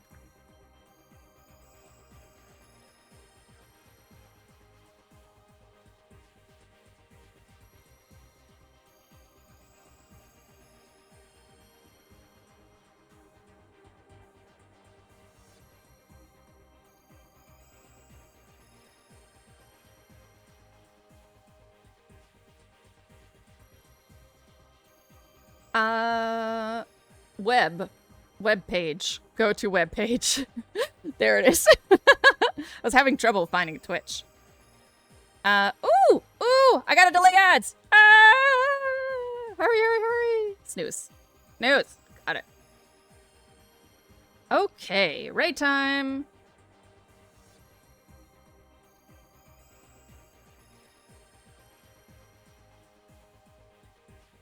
Let's see. Miv will be ending pretty soon. Dez is doing Outlast Trials. Anything But a Job is doing RimWorld. Kavi's doing something called Mecha Chameleon. Repo.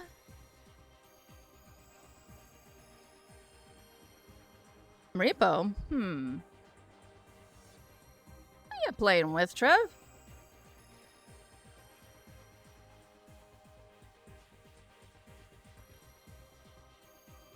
Okay, let's raid Trev. Off we go. Trevor. 1987. Nice streamer. Plays a lot of, combat games, cooperative games, streams with Kakuyan sometimes. We're gonna get the hell on it. When we get there, it'll be a braid. B-R-A-I-D. I'm gonna run because it's getting uncomfortably hot for me. I need to go sit by an AC. We'll see you all tomorrow for, Baldur's Gate 2.